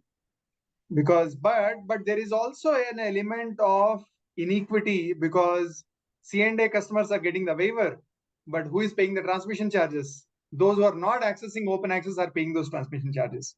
So I think conflict, I know that. Yeah. So the incentive has been given. But anyway, this ISTS, the CTU ever is gone, you can say. So there will no more CTU ever, correct? CTU charges. Correct. I hope the renewable energy charges will come down and the storage will come down. But see, we also have to remember one thing. The energy charges number not increasing also is a reduction, because compared to that is not, I am telling you, this is not a permanent phenomenon. Just to counter this RE open access, state discoms are framing such things, but long run it is not possible for them to continue. They are telling, they're forecasting next 5 years my energy charges will come down like anything. I mean, they are also just trying to protect their business. We can't blame them, right? I'm sure we'll find a better solution. Let me now quickly shift to Mr. Mahesh and then Mr. Sindhu. Again, share their perspectives, particularly from the experienced C&I users. And also, what are the key motivations? Say, there are many challenges while doing this. It's not an easy thing. It's not like going from one shop to another shop and simply changing the buying. There are many challenges. So there must be motivation. So what are the motivations you have? And then how are you looking at it both from short term and also long term? Is that questions I have, Mr. Mahesh, and then Mr. Sindhu Sharma. Yeah, thanks, Kiran, and thanks, First Wave Media, along the lot of the Parliament members here. Well done. So almost, I think we have covered most of the things here, right? But it will be just, I think, a repetition and a review of that. So firstly, share your perspective, your experiences will be very good. Sure. Yeah. So firstly, we will see about basically the constraints. Okay, constraint to the ISTS implementation. We can very well understand that it is bringing the transformation to the Indian power sector, right?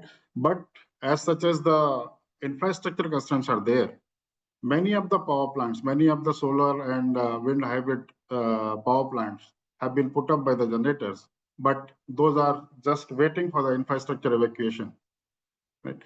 And other than that, whatever the transmission is given, the transmission infrastructure is given, the timelines taken by them is about 4 years or 5 years or so, because it is associated with the HVDC system as well, right? So in this type of scenario, actually there are some interest, some losing interest of the type of thing is happening. The people or the developers are not taking interest in that, right? Also, it is seen that whatever the infrastructure development investment is there, it is also not happening by the government infrastructure, right? Secondly, we can say in the constraints like the GNA. So in application part, we can see whatever the prescribed application is there for GNA, there is a prescribed format for the application, but whatever the connecting documents are there, those are not shown anywhere. Those formats are not shared anywhere. And whenever we put the format in that, the application gets rejection. When suppose any board of directors or board of directors papers are required in that, those papers are not actually read sufficient by them. And in that way, the applications get rejected. For the connectivity purpose, if you can see, then we have to go to long way.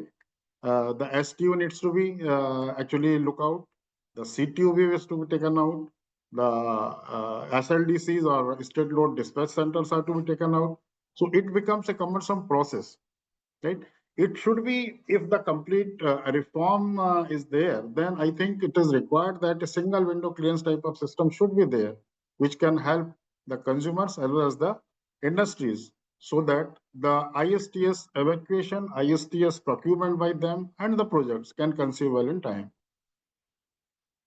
Other than that, we can see that there are many reforms also which are being given by the government now. Okay, the first, as we just heard about the green hydrogen policy.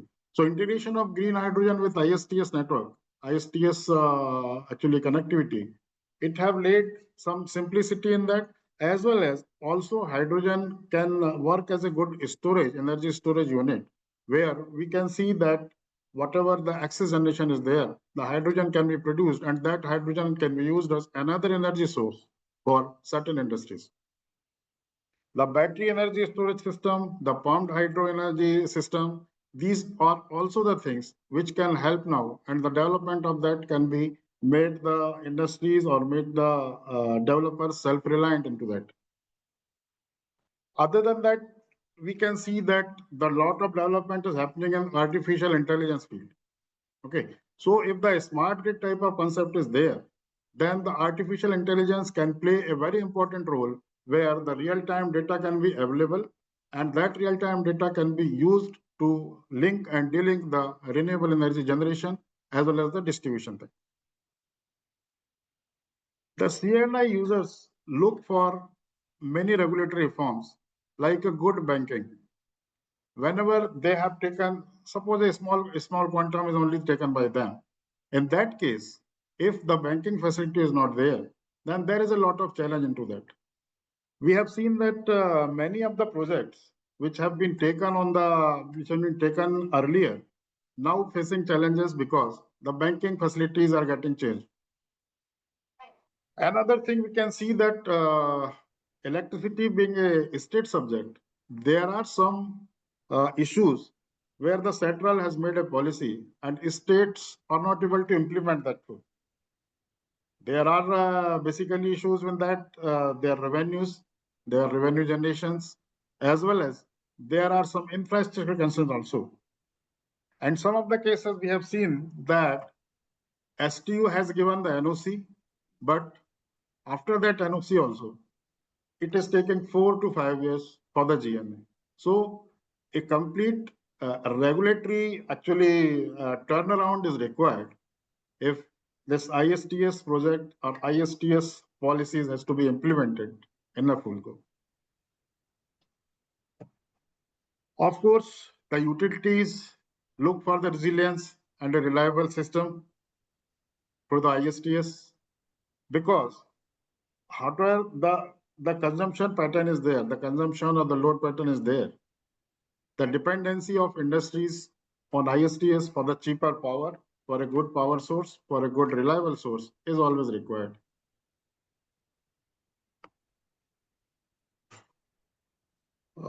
Flexible procurement models is one of the reform which is being taken up.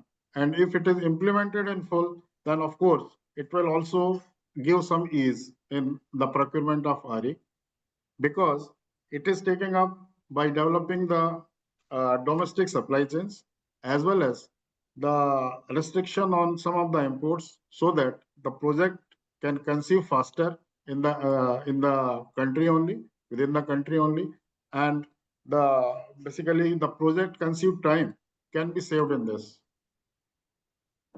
In other way, we can also see that there are some of the smart grids, which is just, I think, a good concept now. And if the smart grid concept is there, then the real-time monitoring will be helpful. The real-time isolation as well as the connectivity will be helpful. And the consumers as well as the generators can get good benefit of that. One thing also we heard about the RTC power. So flexible and dispatchable energy energy regulatory reform, which can help to get the RTC power for most of the industries if that is implemented in full. So I think I have covered most of the things now. Sure. Thanks. Yeah, thank you. Thanks a lot. Thanks a lot, Kiran. Yeah, sorry for keeping you waiting, Sindhu. I think, but you have a different perspective. You are coming from a different industry, and I hope your industry is going to grow fastest and largest, and will also be able to drive some change in the energy sector, because you can be a more demanding customer and with more aggressive and ambitious targets. So that was one reason I kept you to the last. So yeah, so request you to share your perspective, and if I have any questions, I'll stop you and ask you. Yeah, thank you, Kiran. And I believe we have captured most of the whatever need to be discussed in and around ISTS.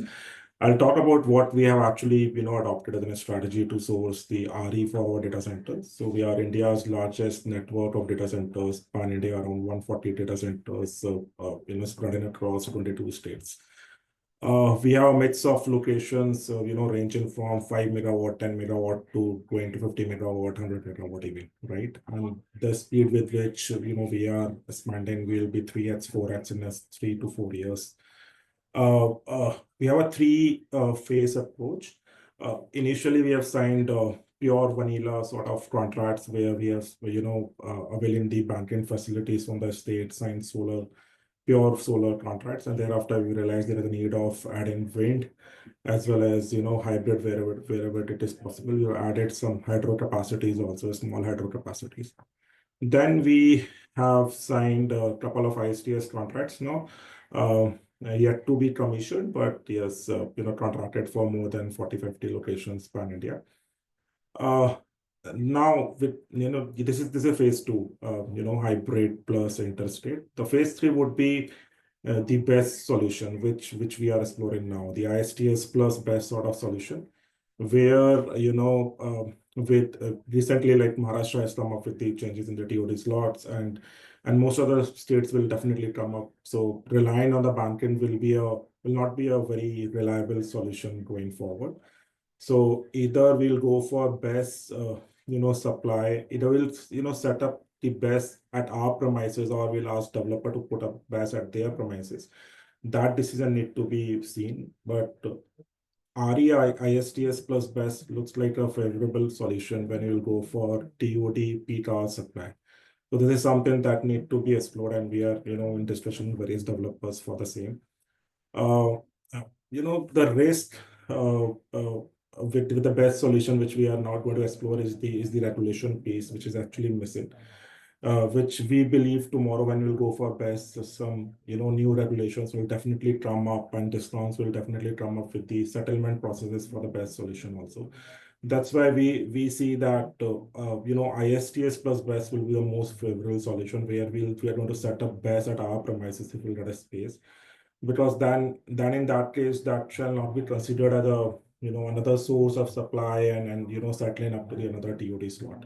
So that is our thought process. You never know, tomorrow regulators may come up saying that, boss, okay, this is also a type of generation you are doing at your premises, and you are settling up during a peak hours, and some sort of charges may come up. But we really want to leverage what the connectivity thing which has come up after Rajasthan has asked to have night connectivities and use the existing plants for the best generation. So this is something which is really exciting, and we really want to do it in next few years. The only constraint is the limited supply of ISTS, especially for the CNI players. A whole lot of contracts have been signed by discoms or and SECI is signing a whole lot of contracts, but I'm not sure why. I know there are only few customers who are actually bullish towards ISTS, but I still believe that developers like Sunshare and many others should have more allocation towards CNI for CNI, especially the RE/RTC sort of solution. So the overall market has changed now. So and the other day I was discussing with Karthik, and it's not just go to the market, discuss with developer and take solar or wind. It's more solutioning. It's more the right mix, right commercials, right policy mixing, or I would say the right demand and supply sort of and likewise Karthik was explaining, you want to have a maximum replacement or you want to have a good commercial. So the middle ground need to be identified, and that was really a nice slide, Karthik. This is it, and we are also adding a couple of other technologies at our data centers. Like we were the first DC having fuel cell based generation at one of our data centers in Whitefield. We're adding another few megawatts there. That also can be explored by various other players. If tomorrow you are not getting the supply for your peak hours, this is it. The technicality has already been covered by all of the panelists, and happy to answer if you have any questions. Yeah. I mean, also happy to share that the fuel cell that you installed, I was earlier with Bloom Energy, so I was in the initial discussion. So yeah, great to see that installation happening.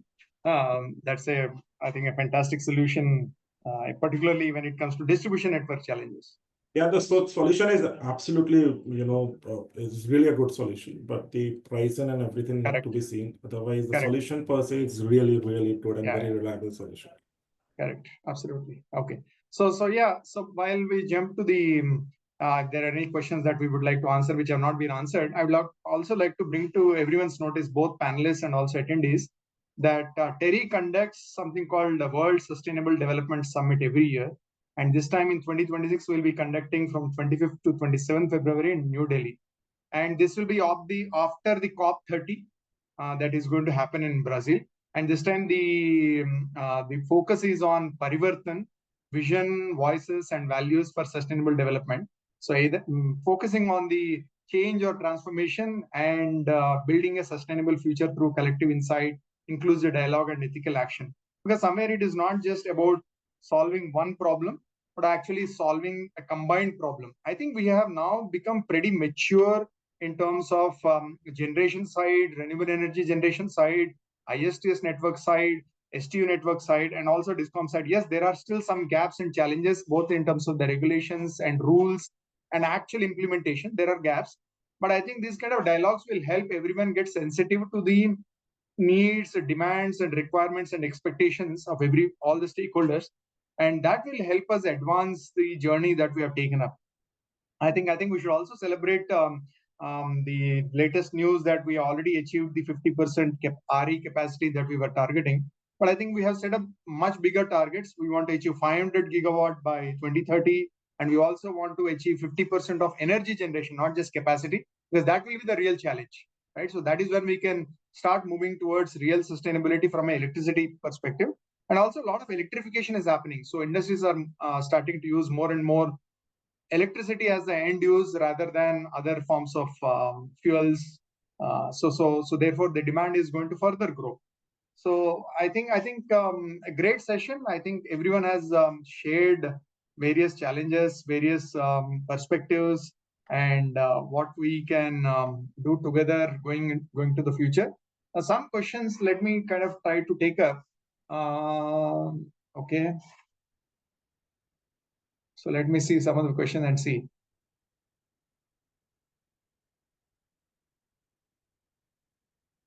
So there are some questions, state-specific questions, but also, okay.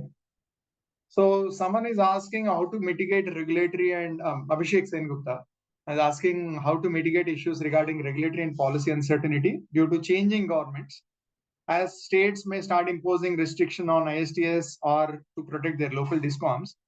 And also specifically for C&I customers who receives industry-based incentives. So industry is already getting incentives. State is trying to attract industries, but when it comes to DISCOM, as someone already mentioned earlier, they are looking at a future deficit in their tariff collection. Because if C&I customers are going to open access, they will not be able to collect sufficient money. And if they can't collect money, they can't maintain the network. Ultimately, everyone will be connected to the distribution network, except maybe railways, which are directly connected, maybe DMRC, which is connected to 220 kV. Most of the customers are ultimately dependent on the state network. And it's important that the utility maintains the good health. So in that perspective, any thoughts, even Karthikeya, if you want to kind of throw some light, what do you think about the state level risks? What is the trend you are seeing? And how do we sensitize the government also that flip-flops are bad, right? Go for it. Yeah, I was actually really hoping that Manish Chaudhary sir would stay back actually for these questions. I saw one question also from Mr. Sanjay Sadanship about the same subject, and I thought we could answer it live. I think this remains the one question that keeps echoing through, stakeholder discussions. As long as I've been part of this industry over the last, 11 years, I've heard this question every time we are at a forum that, how do DISCOMs or why should we trust that, DISCOMs are actually going to allow open access in the long run? But we also have Mr. PC Garg sir, who I would, it would be lovely for him to kind of weigh in over here. At NCEFI, they are leading multiple discussions on this matter. The current one, the hottest one is going on in Maharashtra, right? So, but let me just put my 2 cents on this first. I think the DISCOM has, or all the DISCOMs have played a huge role in, first of all, laying down the groundwork for power to flow to industries, right? And after open access has come in, while the regulations were supposed to, allow people to take power or choose generator of their own choice for bulk consumers. Now regulations have also allowed smaller customers to do that, right? So now practically everyone can draw open access. And DISCOMs have done all the hard work of, making the network, maintaining the network, and so on and so forth. But now I think are in a bit of a crisis situation because of multiple reasons. Someone mentioned changing governments. we all know that, discount on tariff electricity has become like one of the top ways to appease, the public. More than most times, the CNI ends up footing the bill for such appeasement by, increasing tariff on industries. Every time a consumer tariffs drops, industry tariffs rise, right? We've always seen that, and that's common across all states. And while one thing is for sure, that there is no real solution that for this problem.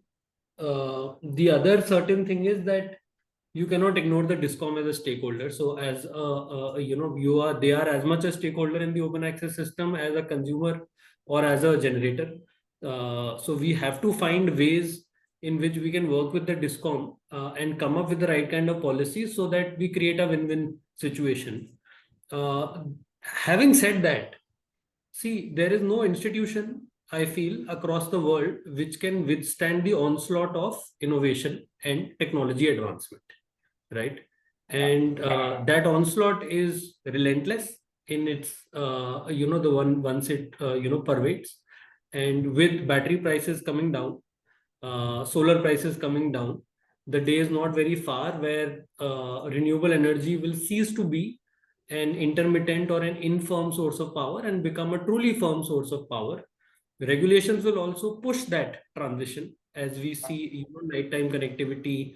There is a CEA paper which is doing the rounds, which says that it should be mandatory to put certain battery storage.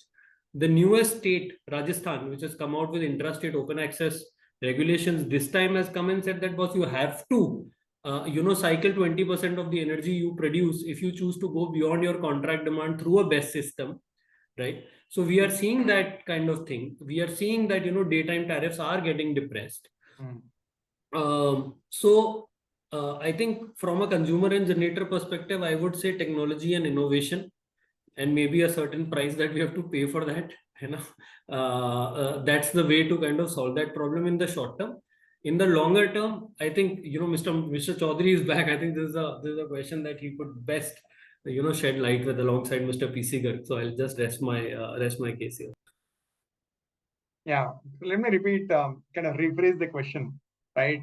We all have seen that the central regulator and the central government have tried to be very consistent, very constructive in the regulations and the rules and all. But I think the states, we have seen many kinds of changes, flip-flops, and also kind of giving a certain amount of risk perception to open access, right, to the industry. So how do we actually work together, right? Is a question. And in fact, from Terry, I'm tempted to say that no, maybe we all should constitute a study and say, calculate the value of giving regulatory certainty, and therefore what is the social benefit that accrues from renewable energy adoption by C&I customers, because they have a little bit of capability, a little bit of vision and leadership that they can bring to the sector. So yeah, so yeah, please, Mr. Prakash Chandji and Manishji, please. So we're in the last few minutes, so please feel free to share. Okay, Manishji. Yeah, so thank you. I think this is really typical questions which we are facing also, because every country has a certain limitation in terms of the constitutions and the legal structures, and that also India we have. So electricity is a concurrent subject, and we at the time we should honor that legal framework, because there is all merits and demerits also. Decentralizations, if we come to keep the decentralizations, it has all benefits. Unfortunately, in our country, well, the states are not, making innovative things. But if some innovations is being brought in by the states, I think that would be better. And then that policies can be implemented, the pan-India basis.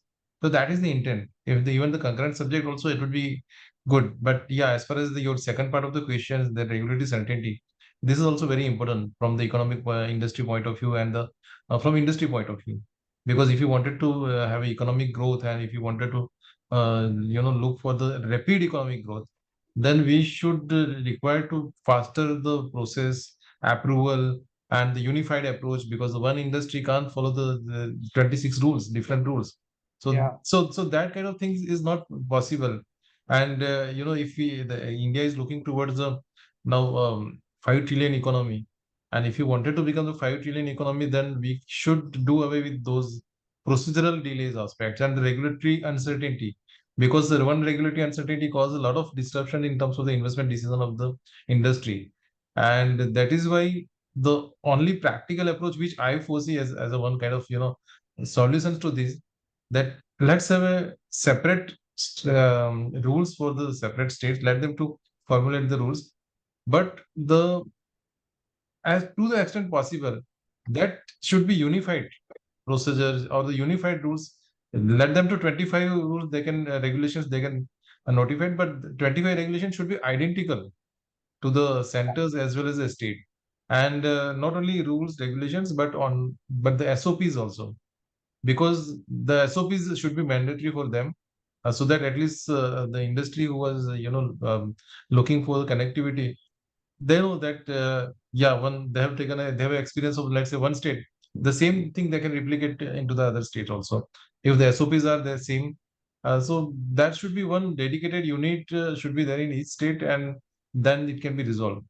But yeah, of course, the point is well taken, but um, we have to go, we have to live with this right now. We are also trying to do the unified approach. Yesterday I visited one of the event where Minister of State mentioned about the unified approach in terms of the market framework as well as the procedural aspect. So that things we can take forward, and we can address this issue to certain extent. Thank you. Right. Well, thank you for honestly and authentically sharing both the sentiment and also the efforts being put. I think we are at the end of the hour. So again, I think we had a great, fantastic discussion. I really enjoyed listening to various perspectives. So yeah, thanks to Sanshur for organizing this webinar, and also thanks to the organizers for inviting and setting up a great panel for this discussion. I hope the follow-up of this, as a follow-up of this, we all will go back and then see how we can contribute to the sector and ask the right questions, and then bring more and more RE into the sector. Right. So with Thank that, you. I'll let go back to the host. Thank you very much. Thank you so much. Thank you so much, Mr. Karan, for leading such a fantastic and such a rich and engaging discussion. I must say a sincere thanks to all of our panelists. It was indeed very, very interactive and engaging panel with great perspectives from various stakeholders on this subject. Indeed. And just give me a moment so that I can launch one more poll, and then we could have some closing remarks from the panelists.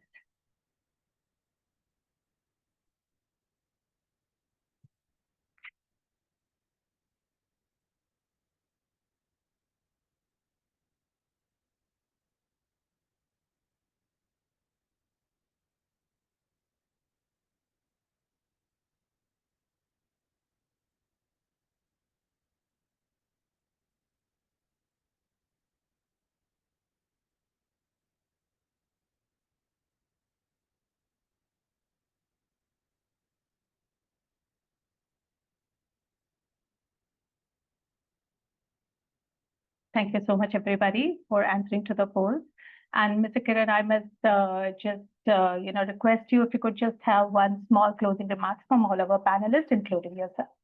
Yeah, sure. Now, as I said, I made my remark. So I'm very happy to be here. And I think the India Net Zero Alliance have actually put together a very practical and very relevant topic. Right. So appreciate the opportunity. I'll request other panelists, starting from Kartikeya, Mr. Manish, Mahesh, Ms. Sindhu, Prakashji, and Mr. Suvendu, kind of give their closing remark. Yeah, so let me start with for myself. Yeah, thank you, Sensor Energy and First View Media Group for organizing this event. It's really insightful. For the regulators, we are constantly looking for the feedback. So I took this opportunity as a feedback for how we can shape reform and reshape our regulations and regulatory feedback. So this is a kind of stakeholder engagement, and we are taking this as a positive. And still, look forward for the, at least now we have started the ISTS open access. We are eagerly looking for the captive ISTS open access, which is still not there. So let's hope that next this 20-25 years, there may be some captive ISTS open access can be fructified. Thank you so much. I'd just like to follow Chaudhary sir. Sir, actually, I think biggest thanks actually goes to all the participants who have come and made this discussion very fruitful. I am very pleased that my presentation and comments were well received by all the participants, and it's been a pleasure. We take actually great. I think it's a privilege for Sunshore to be organizing such a panel, and thanks again for everyone who has been part of this panel, and everyone who has attended and asked such thought-provoking questions. And we look forward to organizing more discussions on important topics in the future. Thank you. Maheshji? Should I? Yeah, go ahead. No, it's okay. So thanks, firstly Media and Sunshore for arranging this webinar. I look forward some great private and the public partnerships in this, so that some reforms can be added in ISTS network, and definitely India can do a great in all this ISTS network, as well as green hydrogen, green ammonia, and all these perspectives. Thanks a lot.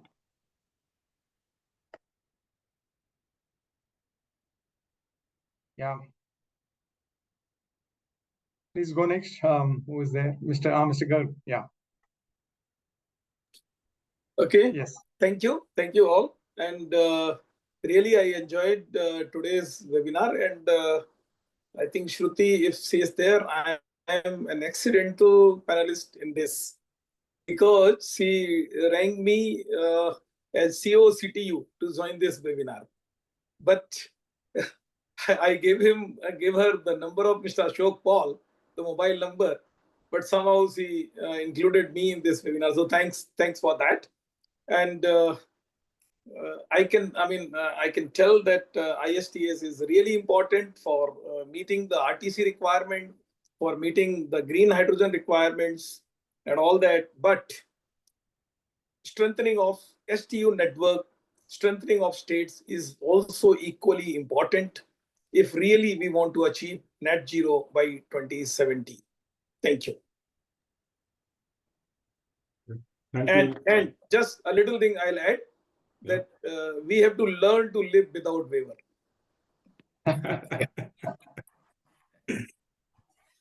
Okay, I'll take this up. Thank you, organizers, for bringing us all here for this insightful session. Look forward for more these such insightful and more interactive sessions like this. And special thanks to Sunshore team. Thank you.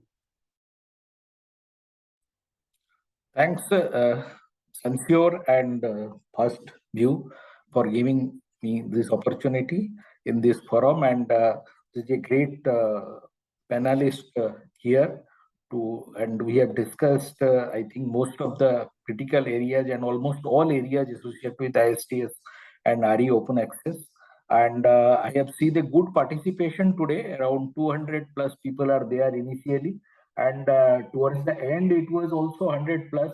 And this is good, this type of webinar, Mr. Kiran, because most of these webinars we have seen the participation levels is just in and out. Okay, so people, I think they have heard to all the panelists, and it is a good moderation from your side, and thanks. And the Shruti especially, she has followed up like anything. Such type of follow-up I have not seen before any webinar.